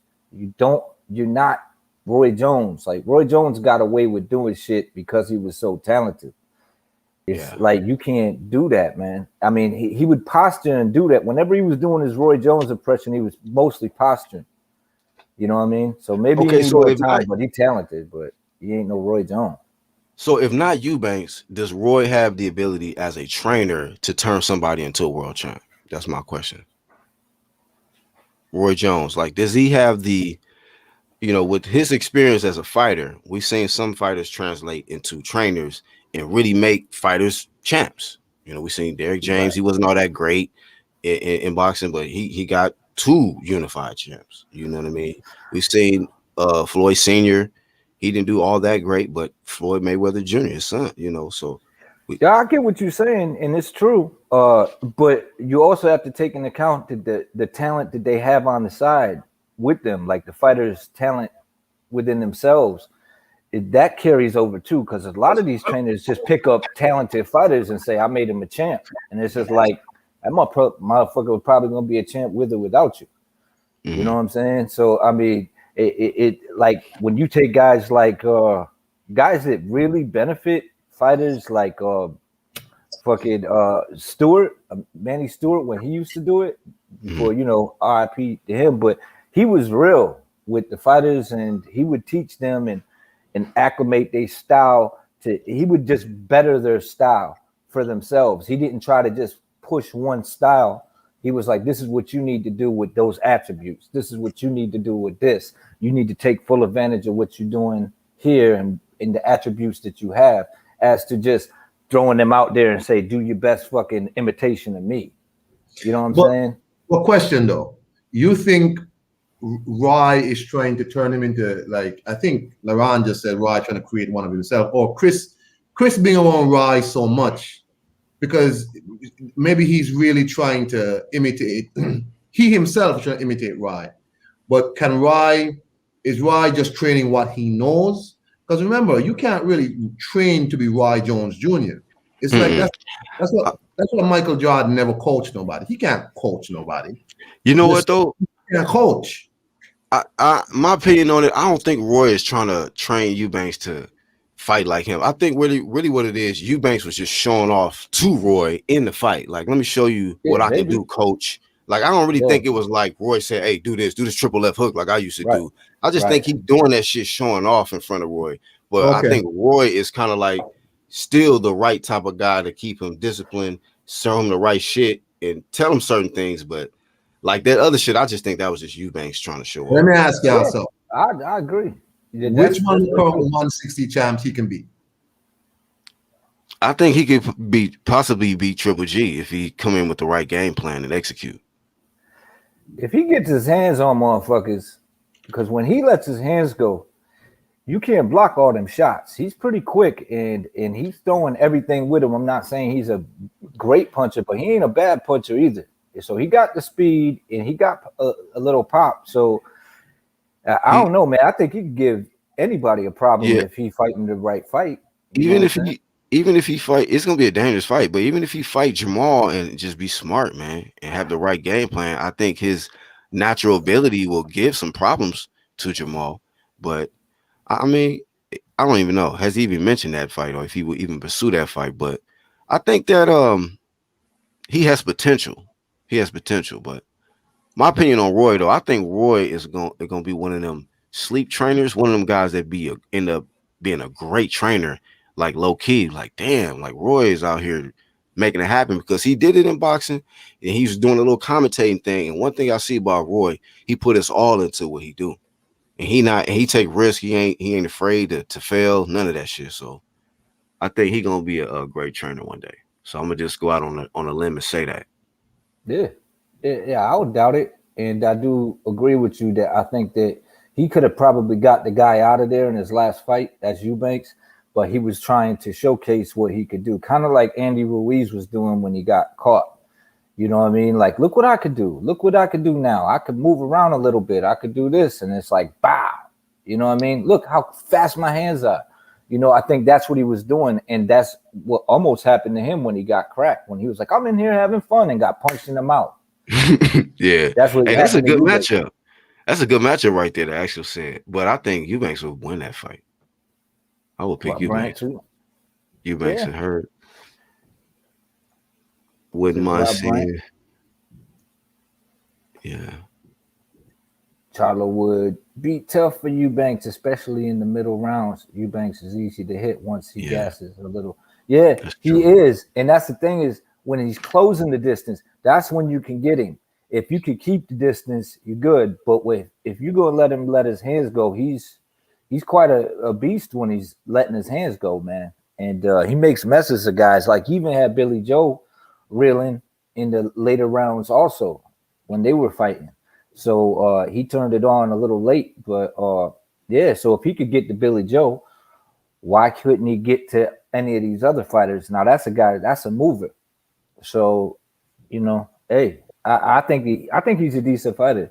I ain't really got nothing bad to say about Eubanks. I think he needs a little more polish. Maybe Roy's the perfect guy for him, but he was just trying to showcase what he was doing, what he was working on, and that's it. Like when it comes to Eubanks, I think but I think he's competitive against any fighter at 160, or maybe even at 168. He'd be fun. He would be entertaining in there with anyone. Everybody, it would sell. It would sell. So I'm not knocking the guy. I think he's a good fighter. You know what I mean? The way I just think that the layoffs is kind of bad, and his dad talking for him. Just let him do him. What y'all think about his move? Like he moved to America. I think he's staying in where he moved to. He was talking about it, but he definitely moved to America though. Yeah, and another thing is when he gets in there, people gonna love to hate that dude because how he carry himself. You know what I mean? Him and his pops, they carry themselves like super arrogant, and shit like that. So that's gonna sell too. So all those things can contribute to him in the business aspect of the game. But he does come to fight. I've never seen him like not come to fight. So I mean, what can you really knock about the guy when you talk about it, other than the fact that he ain't got the greatest of resumes and he ain't been in there with the top-notch guys yet. I just see that. I see that chemistry, Roy and Eubanks, and I see that pair working. They just gotta move. They gotta move him the right way. You know what I mean? Like you ain't gotta rush him, but unless he's ready. But I think that that could be that team right there could really do some things. And like you said, it'll sell and it'll be exciting. Everybody would tune in. Right. And so anybody heard about Sean Porter? What's he doing other than running around with them big blanket ponchos? Nothing, man. He not doing nothing. He around somewhere, not fighting Terrence Crawford. So, but that you could say that about everybody in the welterweight division. Well, man, sitting around not fighting Terrence Crawford. Think about it. You got Danny, Sean, Earl, Thurman, and Manny. Come on, man. Like, who this guy? He ain't fought nobody. It's like, because none of you motherfuckers want to fight him. Because that boy is good. That's why, man. You gonna let that man age the fuck out? You be like, you know what? We moving up, man. We just gonna let this motherfucker gather dust in the welterweight division because we don't want that smoke. Get in there and fight, man. That goes for Charlo too. You talented. Get in there and fight these guys. Don't say that these guys got nothing to offer. Benavidez has got nothing to offer. He got just about as much to offer as you do. You know, your resume is about the same. Hey, who said that about Benavidez? Jamal and Andre. Neither one of them have anything to offer. Oh no, man. Andre the champ. I just don't get it. I don't understand that. And I'm like, he's talented. He can get in there and he got a chance to beat any of them guys. And the fact that he don't want to makes me look at him like, you know what? I'm not going to back this guy. You know what I mean? Because if he doubting himself, hey, what are you going to do in the ring? You know what bothers me about this whole thing is that, again, well, I pick Andrade to beat Charlo, but most people don't pick Andrade to beat Charlo. Most people say Charlo's going to stop him. So it's not like, so I'm really wondering, like, I'm wondering if Charlo is thinking that Andre could beat him. That's what it boils down to, right? I don't hear much people say they think Andre can beat Jamal Charlo, but it's like, is it that you don't believe in yourself? Because you can't tell me $7 million to go to the zone ain't enough. You can't tell me Andre coming to PBC ain't enough. Come on now, that's more than your net worth. Mm-hmm. Come on, man. The proof is in the pudding, y'all. This is called common sense. No, you at the time, to be a boxing head to know that this man got offered more money than his net worth. No. But let's just put it all the way down. 7 times his net worth. At the time it was offered to him, that was 7 times his net worth. He was only worth $1 million at the time. You ain't touching M's. Look at what it's ridiculous. Eddie Hearn turned Danny Jacobs into a lazy multi-millionaire, and he can now retire. He can do that for you too. Offer just one fight, Charlo. Eddie Hearn, I mean, completely. And he said he crossed the street. He said, we'll do it over there. And the $7 million. Man. It's like that is the shit that people just and you blow can walk over out in last. the YTBC. Shit. It's like, how the fuck do you blow over that? I'm not done with that. Like that, we need to work that shit out. And then to say that these guys got nothing to offer at the same time, and this is what you do. You are a fighter, you are a boxer, and you saying this guy ain't got nothing to offer. This guy saying that he ain't fought nobody. Like, it's like that type of energy isn't what boxers should be doing, man. And then you could always count on the meat shields. Slide the fuck in, and you know what I mean. But you know what we do over here, the meat shields, we fry them up. You know what I mean? We put a little grease in there. You know, we throw them on, or we just throw them on the grill. We cook them up, man. Well done. Yeah, that's what some of these motherfuckers is dry as shit. Yeah, we cook the shit out of them. Like, we don't even talk about Wilder no more. That motherfucker got cooked. That motherfucker, he got cooked, man. We cooked on that motherfucker for some time. Hey, I got a question though. I was going back over some old interviews, and I'm saying, what does Dimitri Bivol do now? Because it don't look like Zerdo doing shit. Like, this dude ain't got no fight schedule. Like, Bivol has already beaten up Joe Smith and a couple other people in the light heavyweight division, and the only thing left for him to do is unify. Like, he not gonna get no unification in his next fight. So who do y'all think in the light heavyweight division he can fight? Because PBC not gonna give up Battle Jack or Marcus Brown, right? Yeah. Damn. Badu Jack is a tough fight for anybody, man.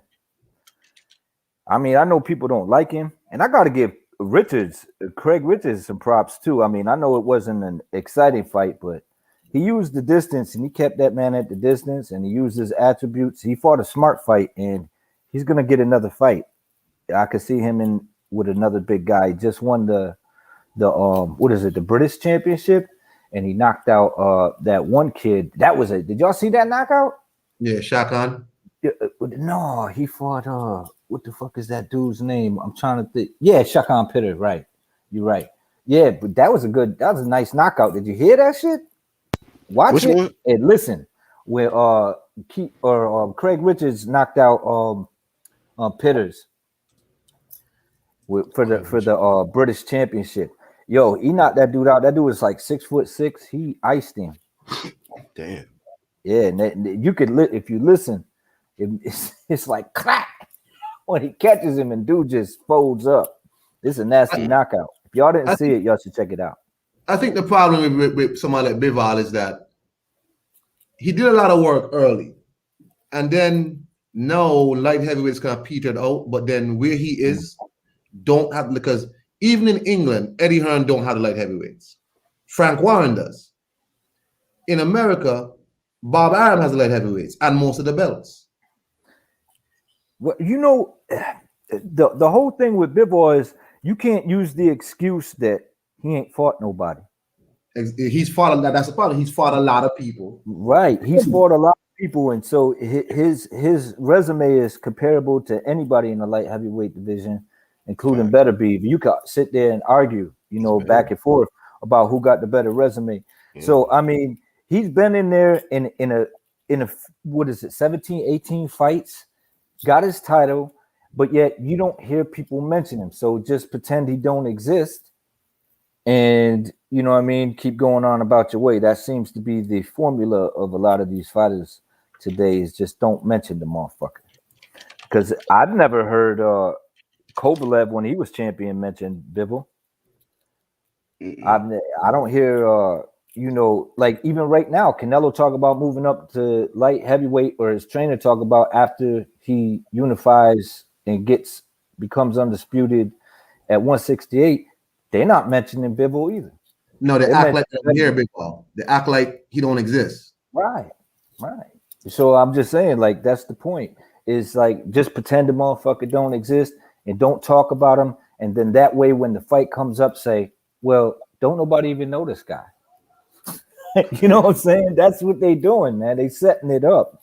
They're like, oh my gosh, this man hasn't fought anybody. Yeah, you can't say that. You can't say that. Man. That's crazy. And you know what's funny is on my video that I did for Bivol, on the highlight video, I had people saying, well, this dude knocks out nobodies, and he can't ever challenge, you know, the likes of a Canelo. And I'm like, this is a meat shield. This is the definition of a meat shield, right? It's crazy. It's crazy. Definition of that. It's crazy. Yeah, man. I mean, there's a picture of that motherfucker right there. Definition. Yeah, this dude right here. He's fight nobody, knocks out nobodies, and I'm like, yeah, okay. Yeah, he beat this guy. All these guys that been in there with champions, top notch guys, you know, and had his way with them too. You know what I mean? Dominated them. So why is he not mentioned? It's like, that's what we want to see as fight fans, is to see the best fighters fight the best. And you can't just kind of like fade a dude's name by not mentioning him. Or I guess you can, because motherfuckers don't know who he is, supposedly, you know. Hey, has Golden Boy announced a replacement opponent for Fortuna with Fortuna, or are they going to scrap the show completely? I don't know. The fact that he was fighting Fortuna was suspect. Oh, the last thing I heard was what you call it? JoJo was trying to step in to save that card. JoJo Diaz. But who pulled out? It was just Ryan. It was Ryan, right? So it'll be JoJo and Fortuna. Yeah. So no, I was saying it's the Oscar find a replacement. Is Ryan going to be a baby champion in recess? Yeah. Oh shit, baby interim. I mean, and that was my question. Iron Cone are they going to remove Ryan of his interim status or his interim title, being that you got this mental shit and you taking a back seat? Shouldn't the show go on without him? Like, okay, you can fight for the interim status back when you get your mental shit together. Yeah, get your shit together and then come on back. You shouldn't be able to. The interim is supposed to move. An interim champ, because the WBC has this weird thing where they have a silver designation, an interim designation. Those belts are supposed to guarantee you a shot at the champion. It shouldn't be that if you come back, you just automatically get slotted into an interim shot again. Really, for what? There's other people fighting, you know. Right. Mm-hmm. And that goes back to that IBO shit that Angel was talking about. There's ranking systems there for a reason, and they should use them. And they can't just change the rules last minute. That's why this franchise gets cooked on a regular basis, because we're not seeing these guys actually trying to fight one another. You know what I mean? There's always an excuse that's attached to it. It's like, go ahead and get that fucking WBC, off of Haney, And I hear people talking about Snack. Like, okay, well, Haney's on Snack now. I'm like, I don't care what he's doing. He's been on Snack, right? Right. I'm like, shit, fucking Andre been on Snack forever. You know what I mean? What's that supposed to mean? I don't know. I have no idea. I guess because Conte, got that, resume. Oh, they're trying to say because he went Snack that they got that disguise, disguise meds. But I mean, you taking that chance by joining them anyway, because I don't know why people go to that shit. To be honest with you, because this dude, but I could care less, because if, like I said, if these motherfuckers ain't taking VADA tests 6 weeks out, I don't trust none of them, even if I like the fighter. I'm what about when Sergey and Jermal said it ain't enough time for VADA? What about that 1-2 kid? Fuck that. Fuck that shit. That means there's not enough time for me to get this shit out my system. That's what I hear when it goes through my horseshit filter. You know what I'm saying? That's all I hear is, there ain't enough time for VADA. We got to just get this thing done. And, it's a business. It's like, yeah. Okay, motherfucker. You got to get that shit out your system. I wanted to bring this back up if we can, man. Speak on this. Why see this situation with this WBC, man, it's confusing for everybody. They had been flip-flopping, and then with this new list that we was looking over yesterday. Yeah, where does Tiafimo up there? Where does Tiafimo stand in all of this now, man? Like, did he gotta just do a press conference? He above that list. He above Tyson Fury. He above all them people.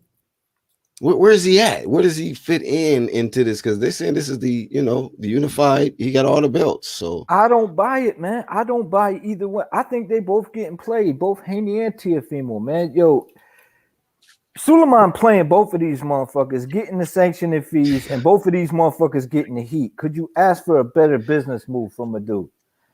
You know what I mean? Yes, Mauricio is the bullshitter, man. He's the champion. No, he's the champion. No, if you petition for the championship, it's like, shut the fuck up. Yeah, like, shut the fuck up. But his account getting bigger and bigger the whole time that this, as long as this shit's going on and people is talking about it, he's getting recognition, he's getting money, he's getting sanctioning fees, and these dudes just don't get it. I think who was it? I think it was Punch Drunk saying that y'all all getting played. You know what I'm saying? And it's the truth. It's the truth, man. I've been saying it too. Like, they playing this dude. They playing both of them. Haney, so Haney got to run around there and take heat. Fucking Tiafimo taking heat, but Suleiman ain't getting enough heat. You know what I mean? Because he the one who caused all this fucking confusion with this bullshit. Mestizo belt though. What about that Mestizo belt though? Oh, I forgot that belt is on the line. Thanks for reminding us, man. Who's got that belt?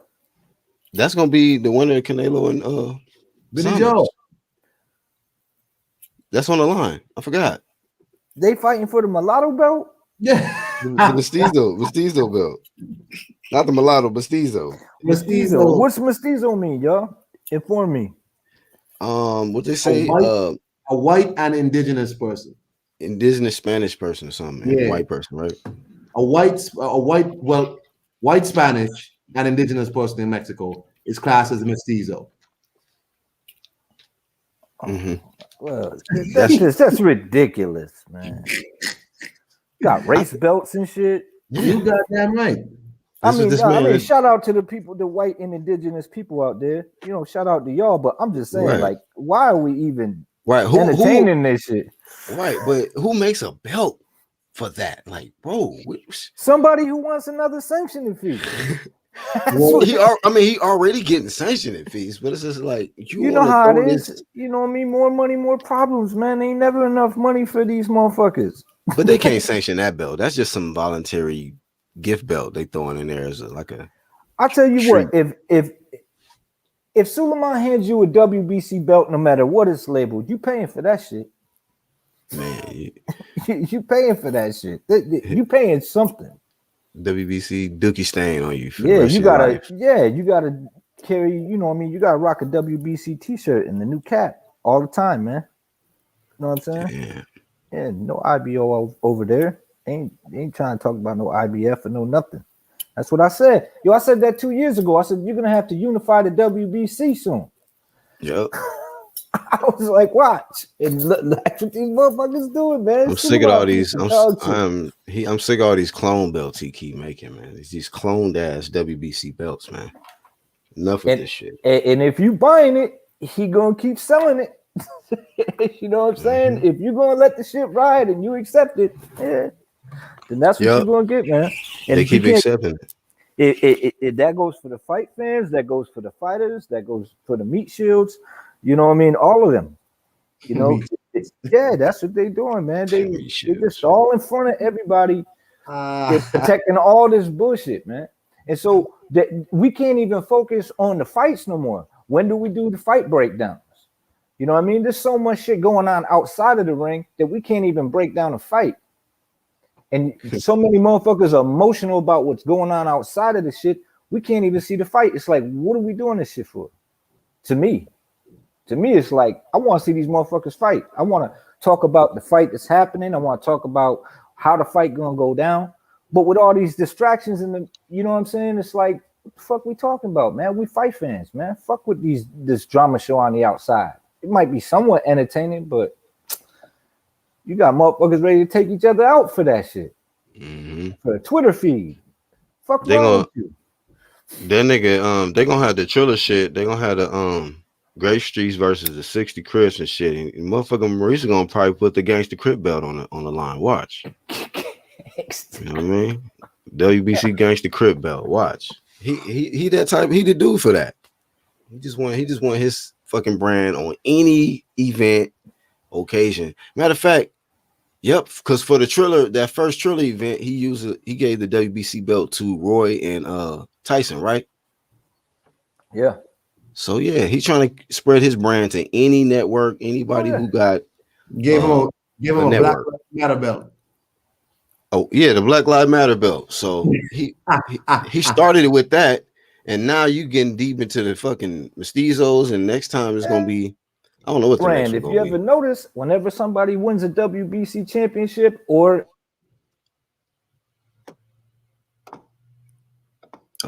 he muted. Mom puts that WBC on them. You notice that shit? They got to put that WBC T-shirt on first. Yeah. You're like, you can't wear this belt without the T-shirt and the glasses and the hat and the anklet. You gotta put all this shit on, man. You gotta rep. You gotta rep your clique, man. The WBC clique. Yeah, that's man. what it is, man. And then too, like when you look at it, you know, it's like a lot of these fighters are just, they're just they carry brands, man. You know, whether it be their trunks or whatever it is, the sponsors and all of that, and the Top Ring or whatever on the ropes, and you pretty much there to promote their shit. When you win, they're like, oh yep, get the shit, put the shirt on, take a picture. You know, they want to make sure all their brands get seen. Right. When the brand becomes bigger than the fighter, there's a problem. That's what it then turned into. Yes, exactly. Right? When the brand becomes bigger than the event itself, then what the fuck are we watching? Yeah, man, just a bunch of advertisements and you watching a commercial. Yeah, yep. You watching commercials. Commercial. Because ain't nobody watching the fight. Ain't nobody paying attention to your brand if it wasn't for the fighter. So right. I mean, it's just common sense. And if they pushing these brands and they moving it and it's working. Yeah, they What's slickly to moving it, say but about society and the fans? You know what I'm saying? It's like, yo, pay attention, man. Pay attention. You're getting played, man. That's why I do like the fact that Tiafimo in there scrapping it up with the big. Well, he fought the 3 big names or the 3 decent fighters back to back, and I do like that Devin Haney is trying to make moves to get trying to fucking even defend his title or unify or get a decent name. But with all this bullshit in the middle, that's what's fucking it all up. You know, the whole Bud Crawford, Andre, all that shit. When a fighter's saying, "I don't want nothing to do with this guy," that's where the car stops for me, man. That's where the car stops, and I just go, "What the fuck am I doing? yeah, Is this a waste of time?" Like, because if I'm never going to see these 2 dudes fight, and they both fighters, and they around the same weight class or in the same weight class, what the fuck am I watching? I'm watching what they give me. I'm not watching what I want. yeah, we just getting fed what they want to give us and shit. Yeah. But you know, but on that brand shit too, like it's certain organizations are a little prejudiced or biased about who they want to carry their brand. Because it might be, say for instance, right? We knew there was a clear distaste for Dillian White when it came to WBC. Like if anybody with a good pair of eyes could see that. And I think it in certain situations, it's like, do I really want this to be our champ? Do I really want this guy to represent my shit? To be the face of my motherfucking whole shit? You know what I mean? So sometimes I think that does play into it too, the politics of it. You know, that sometimes, you know, the powers that be might not want that face or that individual to be the face of whatever they got crap. Right, exactly. Or they want to constantly stick their brand on this fighter because he's hot at the moment. That's how it works. Right. More marketable and shit, yeah. But like here we go right here. Marlon Danny Jacobs might not shine so brightly on my own people. What do I then do? Do I then say, I'm not going to say this because it looks bad on me? I think he got a different conversation. I think. Oh, okay. I think he got a different combo. He not muted. Oh, sorry, Jen. My bad. I'm actually doing another class. Oh, my bad. I was Oh, you good? I figured it was a different conversation. I figured. Yeah, I was like, that's I got like 2 windows open, so I was speaking to a class. Just on my bad. No, you good, man. Yeah, you good. Do your thing. But that's a good fight right there. Marlon Danny. How come that fight never materialized? And what is Danny doing? And we know what Maul doing. He capping. He need to have that rematch with Rosado. What he need to do. I want to see the rematch. Get that man justice for Gabriel, man. Yo, I would love to see more on Danny Jacobs. Yeah, that's a fight to talk about. That's Is Jamal yelling for that now though, or what? Nah, he out here touching imaginary M's.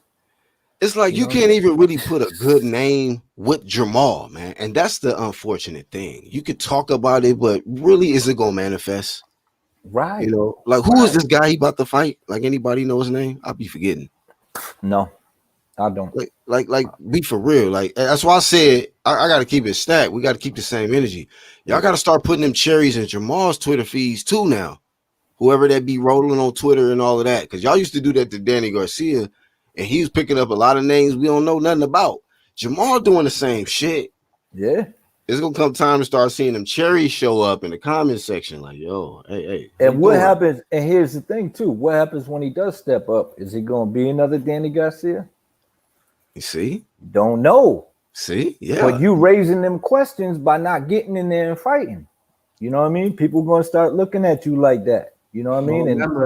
Remember, he beat Sergey Deverenchenko. So, I mean, he gonna ride on that shit for years. I beat Sergey. Yeah, and I thought that was his coming out party where he was gonna step up and say, "Okay, now I'm ready for a unification, a championship." You know what I mean? Either move up to 168 and call out and go for one of these big champions. You know what I mean? But that ain't what we got. What we got is I'm going back to fighting these motherfuckers, right? And ain't that what they gave Andre heat for? but yet Canelo isn't. He's not putting it out of his future to fight Charlo. No, he actually put that on.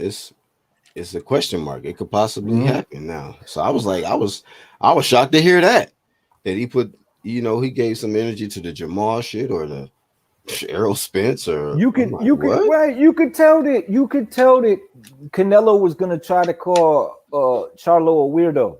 It's like, well, then knock the weirdo out. Mm-hmm. Just get it done and over with. You look stupid running from a weirdo. A doily, motherfucker wearing doilies and shit. You supposed to be the pound for pound champion. You say, I don't want to fight him. It's like that don't look good on you. You know what I mean? And I'm sure there's gonna be a meat shield, but hey, fuck it. Come on out. But you know what? I've always had that question, like to certain meat shields and shit. Like, don't y'all want to see y'all favorite guy knock out the one that people might think will beat him? Like, they would get in the front line to defend him and say, you know what? Or shut the chump up. Yeah, like, don't y'all want to see y'all guys shut Andrade up or shut Jamal up or whoever it is that is your guy? And somebody might be saying, yeah, go ahead. No, go ahead, Black. My bad. Sorry. That was just my whole take on that. I just like, people will make a whole argument about this person ain't done this and that and whatever other excuse. But I'm like, wouldn't it make you feel good to see your guy shut everybody up? But when you try to have that combo, it go to a whole different place. It's just exactly. And what fighter just says, I'm not gonna fight that guy? I thought you was a fighter. The fuck you mean you ain't gonna fight? I'm not fighting him. Let's just be real. Everybody knows what it is. Just say that you don't like his style and it might give you some fucking issues and you don't want to sell a boring fight. You know what I mean? That's basically what you're trying to say, but you're like, he ain't fought nobody. You ain't doing this. But people were going to come out to buy that fight, and you'll be surprised at the numbers it does. It may not do huge, massive numbers, but it ain't going to do Yildirim numbers. And if he's just if Yildirim gets more props than him, according to you, then why don't you ice this dude and take his title? Because you've been avoiding his title in 2 different weight divisions. And that goes back to the same subject that I said before. It's not about the WBO. It's about who it's wrapped around. That's all. That's all it boiled down to. Well, that dude, 60-40. Like all the shit just start coming out. Motherfuckers start speaking Spanish. They start talking about money. They start talking about, you know what I mean? And that go for Earl too. It's like, shit, man. Yo, why don't nobody want to see you fucking kissed up on some dude? Man, go ahead and get there and fight Bud. Doing dance moves and shit. Like, what? Yo, man, you a fighter. That's what you popular for. Get in there and fight Bud Crawford, man. And now you talking like that fight never gonna happen. Like, come on. What the fuck is y'all talking about? Like, what the fuck is y'all doing? Like, get in there and fight, motherfuckers. Hey, where you get that image from, bro? Look at that meat shield image. Epic. Shit, let's pull that shit out. That sums it up right there. Yeah, that's Suleiman with the blonde hair right there. You know what I mean? With his WBC belt, and that's Teofimo and Devin Haney he got in front of him, taking 2 bullets. Damn. 2 belts for 2 dummies. Yeah, man.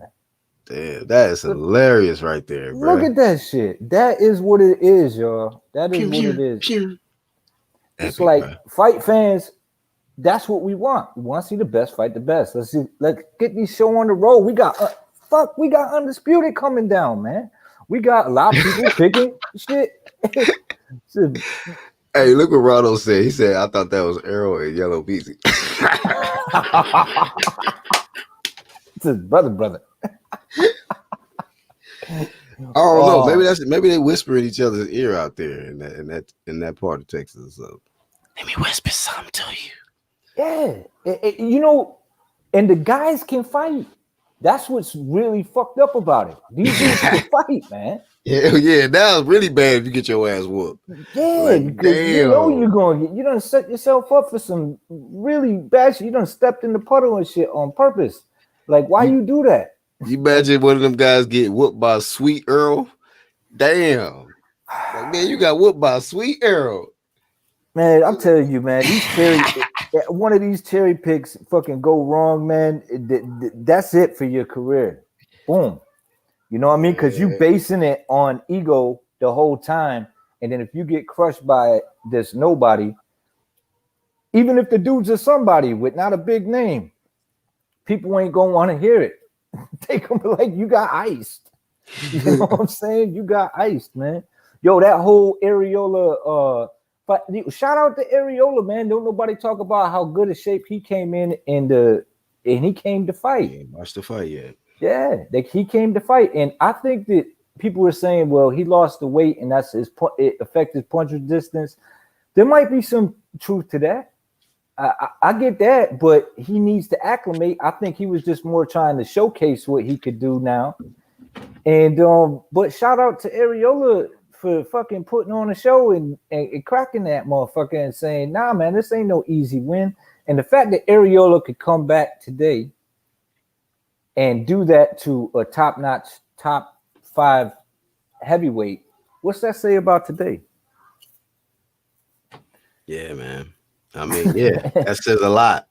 It says a whole lot. 2021, we definitely see it, man. He's, but you got to be active. We see a lot of inactivity, a lot of guys not dedicating themselves and catch up to him to where a tune-up actually can't turn it to life and death. Right. And that was supposed to be a showcase fight. And I'm not knocking Ruiz. I mean, he does look good, and you can tell he's dedicated now. And that's a good thing. But I'm just saying, it raises another question. How this man was rocking your shit? How does this man only get 1 round? Because not only did he knock him down, he almost dropped him in another round twice. Right. Where he was shooken up.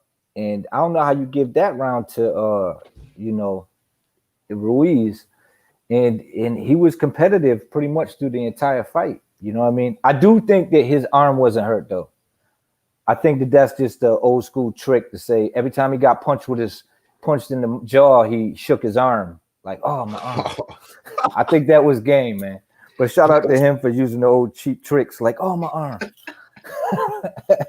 I see right through that shit. Like, oh, shit, I can't do it. Shout out to what Flavor Fame to what kid pulling an Areola card with the fucking old school trick. Yeah, look at like, oh, I can't. And you notice every good fighter or distinguished or accomplished fighter, they always say something about their shoulder after a performance or whatever. It's like my shoulder. It's like we know you walking in there with injuries anyway. Why are you putting a magnifying glass on your shoulder when your performance ain't correct? Well, when I came in, my shoulder. You know what I mean? See, that was Wilder's problem. He ain't mentioned his shoulder. He mentioned everything but his shoulder. He should have just went to the shoulder excuse. That's what he should have thrown his shoulder. Right. He should have said that motherfucker. It was the suit. Like he was playing that a fucking game. You know what I mean? One of those game shows. It was the suit. I just had sex. It was. I was drugged. Why stop the fight? And then did that commercial come on? Want to get away? Yeah, exactly, man. Exactly. Real talk, man. But I mean, if y'all want to cook on something, y'all more than welcome. Otherwise, I'm gonna get this show on the road. Yeah, man. It was a good convo though, man. Thanks for cooking this one off. It's been a minute. Yeah. I'm gonna do more. I was supposed to do the Bivol fight, but something came up last minute. I was rushing it. I thought the fight was gonna come on around 4. That shit came on at 2. And I was I rushed to do it. And if I ain't gonna do it correctly, I was just like, fuck it. You know what I mean? Yeah, no doubt. I mean, I literally was putting the live up as the fight. They were like, Bibble's and his fight and Richard's next. And I was like, what? It's 1 o'clock. It's like man. Yeah, it threw me off too. I was like, I know it's gonna be early, but not that fucking early. Yeah. But I'll be more on point next time around. Yep. So what y'all think of Richards? You think he a good fighter?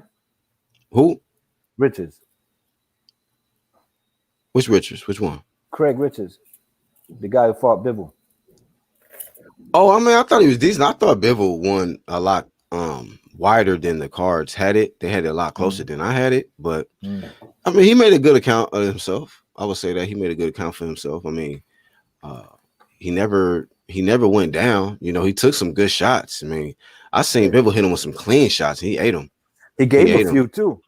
He gave a few. Yeah. You know, I seen him counter, Bivol quite a few times. So, but I felt like Bivol, if Bivol didn't have that rust on him, he would have probably whooped his ass, like worse than that. Yeah, you know, it's possible. But what I had to say is, dude is patient, and that's what I was going to talk about on the live. Is dude is patient. He knows how to use his distance, and sometimes he gets wild when he starts letting them go. But at the same time, I felt like he put on a good account of himself, being the type of competition that he had fought prior. And I feel like, he could be, he could be a card in the future. It's quite possible because he didn't fall into no traps. And that's the way that you would beat a Bivol is if you got those attributes, use them. Yeah. Because he's an in and out fighter. And if you just keep in the distance, he's got to, you're basically forcing him to push the action. When in most parts, he's the smaller guy. So he lets you come at him. He pops in and out. So that was a new style for him to deal with. So I thought it was a telling fight. It showed you their weaknesses and their strengths. Yeah, I think he's gonna, learn a lot from that fight. He's gonna walk away from that fight and be much better. You know what I mean? And I agree with you though. I was more impressed with his composure. He didn't look nervous or at all coming into the fight. I was like, man, he looked like he's really confident, and he looked like one of them guys. He's one of them guys that's gonna stick to the game plan. He gonna execute. He's not gonna get flustered. If you hit him with a good shot, he's gonna recover. He gonna do the smart things to do, tie up whatever he got to do. But he's very, very focused in there, and he does some good things. He uses his assets to his ability. And all three 175 pounders didn't look all that gravy in their last fight. They all had tough competition. Yeah. But with layoffs, not so much Joe Smith, but Better Beeve and Bivol. I was more critical of Better Beeve's performance back because I felt like even though Bivol got hit with some shots, the shots that Better Beeve was getting hit with, I was like, he was just too flat-footed, and he was getting hit with some clean-ass shots. And I know if he was in there with somebody who moves and counters and mixes it up like Bivol, it'll be hell. It'll be hell for him. Yeah, but I know that was their first fight back, so I gave them both a pass because it's the rust. Yeah. But with the Joe Smith, I thought the other guy edged him. I just felt like he was busy. I thought like Joe Smith was doing his thing, but he wasn't consistent with it. Like usually he's just like that monster that just keeps coming. And he was taking too many breaks and letting this dude get off a little too much. So I thought that they were all decent performances by all fighters. I just felt like I gave Joe Smith the worst grade though. I was like, I was disappointed. I was like, nah, bro. I think Joe Smith could have. I think Joe Smith could beat the dude. You know what I mean? I just felt like he might have overlooked him. You know what I mean? That's why I was disappointed with Joe Smith. I don't know, man. I don't know if it was just he overtrained because remember the dude caught the COVID shit and it got delayed. So, sometimes when you anticipate and you're working towards a certain date, that's true too. And then that shit happens, it's like, fuck, do I keep training? Do I take a break? So he might have overtrained, you know what I mean? And I think he went in there and he was just getting touched up. Yeah, a lot. He wasn't moving his head enough. Like 3-punch combinations on his ass. Man, I was like, bop, bop, bop. I was like, I'm not erasing that shit from my memory. I'm like, I was watching that shit. He landed a big shot, but I was like, it was good. I mean, depending on whether you like, I don't know, man. The dude was effectively punching him too. Yeah, and I was rooting for Joe Smith. Me too. To win. I actually picked him to get the KO, but as I was watching this shit, man, no, like as a judge, I was like he was coming forward. He was throwing more punches. He was landing more cleaner. He was more sharper, man. Like he was going to work on Joe Smith. I was like, I think Joe I can't Smith's believe powers was saving him. You know what I mean? He just land a big shot, dude freeze for a second, then he get back to work. I just felt like he was more consistent all night. You know what I mean? But some people may see it different, but you know, it's just his work rate opinion. won it for me. Good fight, but that's what I mean about the 175 division. That's a nice division. That's a fun division, man. Because them guys coming to fight. They're not just going in there to fight the champions to say, okay, I'm in there with a champ, and you know, this is my cash out fight, and this is my big moment, and this is gonna give me a higher status. They like going in there like, nah, I'm coming here to take your fucking championship, defend my fucking championship. You know what I mean? That type of mentality is the way you should be. You just imagine how fire was still. I mean, it's already still fire, but like we had two unfortunate losses with Adonis Stevenson, you know, and Bostic, you know, back to back, and it was like, damn. So we lost those two good ass, you know what I mean, competitive giants in the division. You know, B Hop had already got knocked off. We still had like Pascal hanging around, and so, but it would have been way more fire if those names was still around. In this Kovalev shit. This motherfucker, man, just popped doing PEDs against what's that one guy? But that fight got called off, and so I don't know what the future of Kovalev future right now. So it's gonna be one of those situations where I don't know. 175 was looking real hot. Now it's like it's kind of lukewarm a little bit. He got popped, didn't he? Get popped for being on some shit recently? That's what I'm saying. Cold. Yeah, he got. It was some kind of testosterone, some drug, but yeah, he out of there, man. And I think he got 2 years suspension. Right, but that's the thing, man. This dude always in trouble. This dude coming fresh off of getting KO'd by a smaller guy, and he popped. Like, that's 3 strikes, man. And I guess he out for 2 years. So, like you just said, so he's irrelevant. Man. He's irrelevant for 2 years. Goodbye, Kovalev. You know what I'm saying? Yeah. Stop drinking. Work on that liver. So that's like 4. That's 4. That's 4 names. So with B Hop, Adonis Stevenson, Vostik, Kovalev. That was like 4. You know what I mean? Yep. Well, B Hop couldn't do it forever. B Hop couldn't do it forever. He almost had us fooled though. What's his what's the one that got beat by Pascal? Brown, right? Yeah, Marcus Brown. He was looking good in that fight. Pascal. He got slapped though. Pascal, man. That dude, man. You be beating the shit out of that dude, and he just be like, how do you can? That's pretty much what happened. Yep. That's how all his fights go, man. That motherfucker looked like he on his deathbed when he be getting his ass whooped. I'm like, stop the fight. And this motherfucker just come out of nowhere like, pow, wakes up and shit. Like maybe they knock that motherfucker out and then wake him up with another shot. And then he just comes back. Now, I think that he just waits on you to fall asleep and then just he's explosive when he does. Yeah. Either hand, man. That motherfucker could punch. Yep. Did him and Adonis Stevenson ever fight?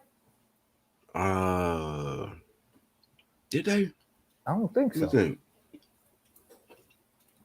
don't think they did. That would have been a hell of a fight. Hell yeah. I don't think they did though. Could you imagine the knockdowns in that fight? Them motherfuckers, every time Adonis touch a motherfucker, man, they rethink their career. That motherfucker catching with Adonis was a bad boy back in the day, man. Adonis, that left hand, woo. The motherfuckers like, what am I doing this for? Or where the fuck am I? That motherfucker would catch motherfuckers like, because I know when he ended Bad Chad in like a couple seconds. Dog. That motherfucker woke up like, what? Where are we going? I'm talking about that fight shocked the shit out of me, bro. Yeah. That's when everyone was claiming he was the pound for pound best, including Floyd. They said that Bad Chad. And I thought Bad Chad was a pretty good fighter. You know what I mean? Hell yeah. He was a good fighter, but Adonis was just different. He had that one hitter quitter. I think that motherfucker could have dropped the heavyweight with that fucking left hand. Heck yeah. Hey, but you know what? I don't know. You think it would have been the same result if he didn't go down and lose to Ward first? Who? Because remember, bad Chad Dawson fought Oh Ward. yeah. Then he went back up, and then he tried to fight Adonis Stevenson and got Oh, his you ass think that slapped. hurt his career by dropping down? That I was mean, I've always his thought about that. Like, I wonder if that would have he been. offered. Yeah, He the one who said he it. wanted that fight, so I know Yep. that. But And I think that's when he was called. Was that around the time when Andre Ward was calling out Triple G? yep, pressing And him then hard. he came down like, yeah, I'll fight you at 168. Yep, Man, he stepped in, bro, and we was like, oh, okay, Ward, that's the work. That's the work Yeah. right there. So it was really telling because it would have been like if you turned down Chad Dawson, but you chasing Triple G, then it looked like you weight bullying. You know what I mean? But when that Chad Dawson, when he accepted the Chad Dawson fight, I'm like, okay, well, yeah, he slept him too. Mhm. And that's it. See, a lot of people don't like him. They can't stand fucking Andre Ward. I liked him. Like he Yep. won the Super Six. He beat Bad Chad when he was on top of his game. He beat Kovalev. And they're both their fights. Some people think Kovalev pulled it off in the first fight, which is you could argue that it's quite possible because he dropped him and all that. In the second fight, you know what I mean? I just felt like he was dominating Kovalev prior to the quote unquote low blows.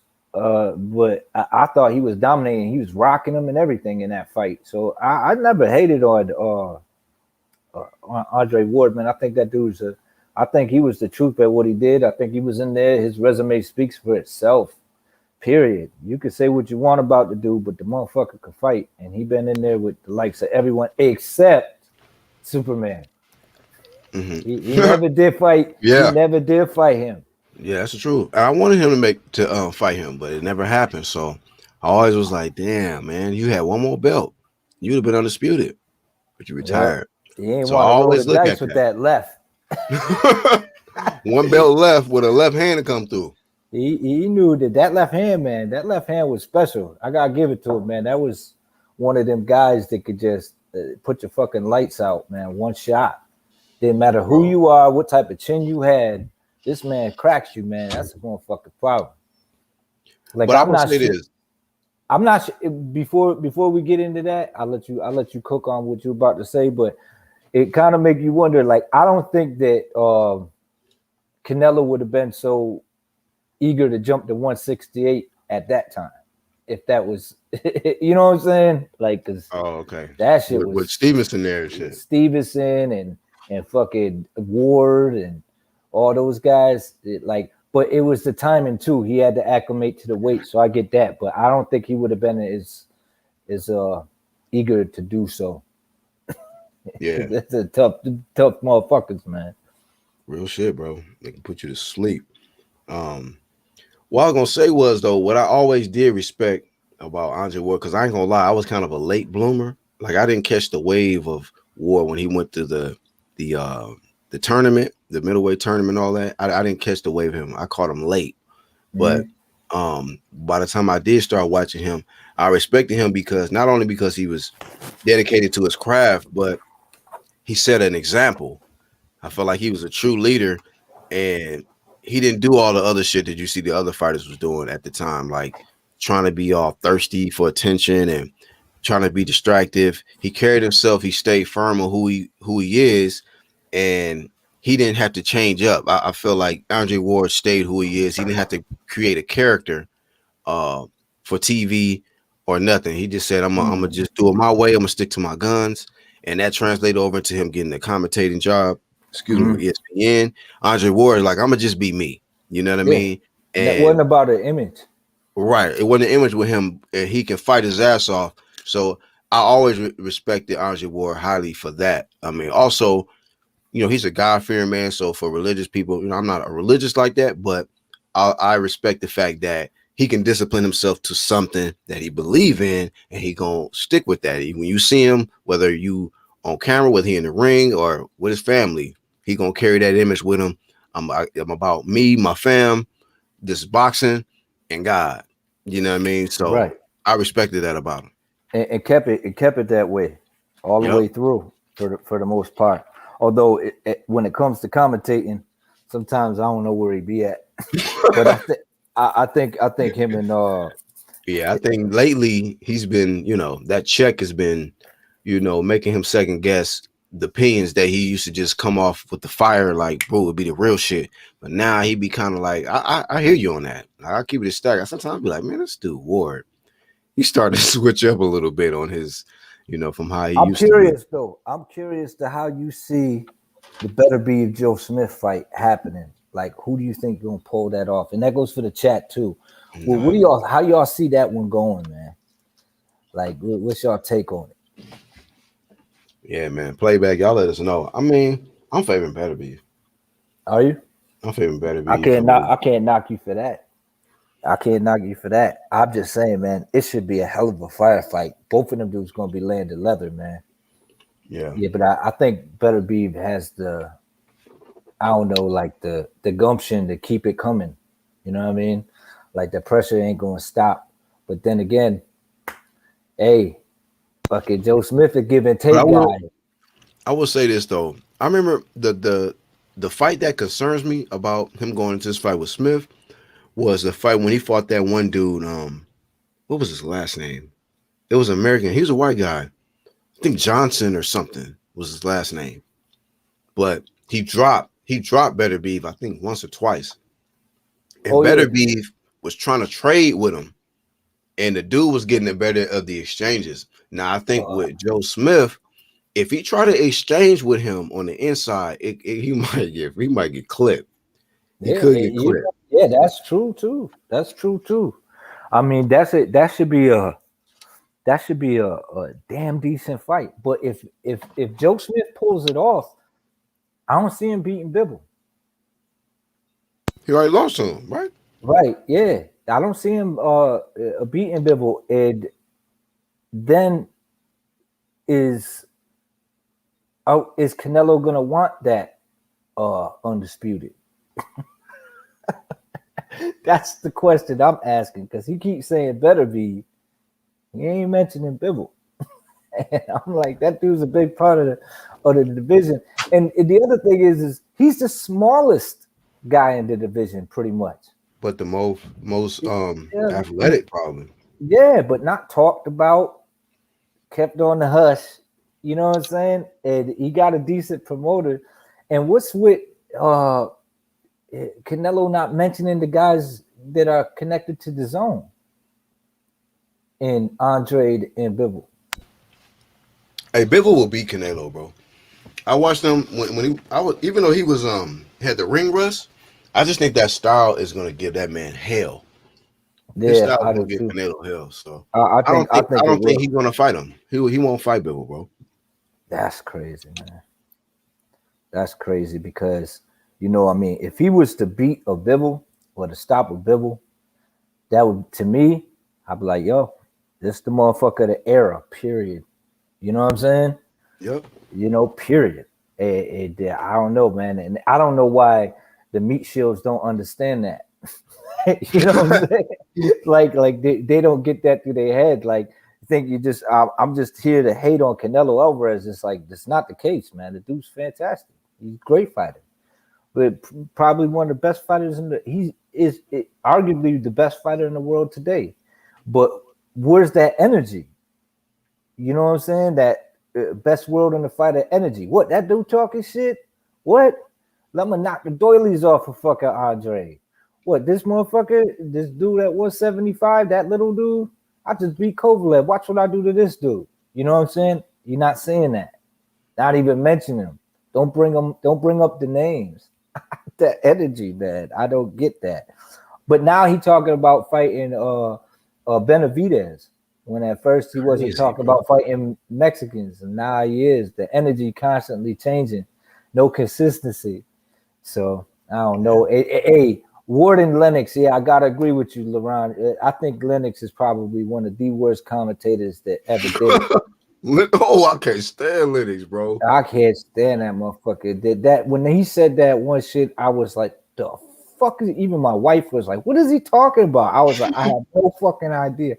Well, there's two guys and only one can win unless it's a brawl. And I'm like, there's two guys in there in the ring in the ropes, and they got gloves on. And it's like, who gives the fuck are you talking about, man? Get this elementary. Yeah, man. He went into one of his Larry Merchant left field shits, man, where he just talk about random shit. It's just like, what the fuck? Just talking to talk. It's just like, come on, man. Just fucking, there's two guys in the ring, and one of them's gonna win. And it's gonna there can only be one. Like, what the fuck are you talking about? Well, that Larry Merchant used to do that shit. And he'd be like, what do you think, Larry? Yeah, my brother be like, well, Jim, it reminds me of the time I was mowing my lawn and this guy came up to me and asked me if I want some lemonade. It's like, the fuck? What are you talking about, man? Like this drunk motherfucker. Like, oh, man took the shots of scotch before he came out. Now he over here drunk and taking over. And Triller, everybody doing it. Everybody. Yeah, now, right. Yeah, Bernstein getting fucked up. You're like, fuck it, I'll do a shot. I was like, what? Like, this is a motherfucking lit ass crunk party, man. I know it sells, but man, y'all got to keep it somewhat professional. I mean, it's not even that no more, man. So I'm like, shit, you got fighters promoting the alcohol all day, and you know, everybody they want to bring it to Triller, and you know, bring your bottles with you, bring your weed with you, and your main squeeze, and have a party. Yeah. When somebody was in there smoking while they was fighting. They was all smoking. Oh shit. Motherfuckers was fucked up. Everybody was. Probably motherfuckers in the audience too. Yeah, you know what I mean? And you know Snoop had that fire. So that shit was probably bouncing around. Yeah, man, you can't tell me that fucking De La Hoya one fucked up. Yeah, hell yeah. I don't know what that wasn't weed, that was something else. And who's that one dude, that one commentator? I don't know what the fuck he talking about either. He was just talking about whatever. He was randomly saying dumb shit. What if they kiss?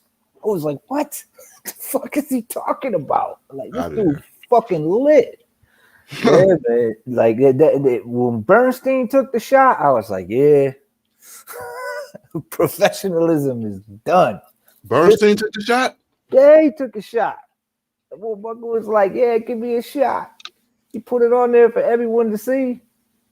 So we but this whole Mayweather thing, man, that motherfucker, I don't want to see this motherfucker fight Logan Paul. I'm not gonna. I mean, if that's your thing, man, motherfuckers want to watch that shit, go ahead. I didn't care about that Logan Paul other shit either. I don't really care about none of that shit. I think this is just I think someone said it best. This is just a sideshow, like some sideshow Bob shit. But it sells. It sells. And they can put up money for that, but they can't put up money. I guess there ain't enough money to put on a fucking Earl Spence, Bud Crawford or Manny Pacquiao Bud Crawford fight. Kind of makes you wonder where the fuck boxing's at. You know what I'm saying? And when you got you got fucking Prograis fighting on the undercard. Undercard, bro. Against Red Cat. Red Cats. That motherfucker, he must have got fucked up. He was ready to party too. He was like, oh, he punched me in the nuts. He wanted out. He pulled an American. Yeah, he did. It was worse because he got punched in the hip. He got punched on it, and it wasn't even a real shot. Like it barely landed, and it was in the wrong location. This motherfucker rolled around the ground. Got his wife screaming for him and shit. Why you hit him low? They were settling that shit. Yeah, didn't go his way still. Yeah, man. But yo, Black, thanks for coming on, man. Anything else you wanted to drop? Any closing thoughts? Nope, anytime, bro. But thanks for having me on, man. And shout out to the whole Truth Hurts crew and the UGC, man. Peace, man. Yeah, shout out to everybody in the chat too. That guy, LaRon. Mar Machine, thanks for coming through. Black, Iron Kong, Actual Facts we had on here. You know, if I'm forgetting anybody, just know I got some stuff on my mind. But I'm gonna attend to that. But everybody that came through, I always appreciate y'all support, man.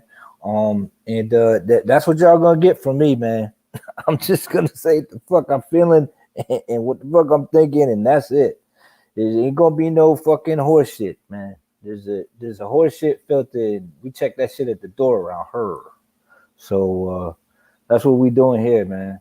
But shout out to y'all, man, and the YTBC. Keep doing your thing, but especially my chat, man. Some of the most loyal motherfuckers on YouTube. Real talk. But everybody enjoy your day. God bless. And hold your head up, get that money, and do what y'all do. Peace.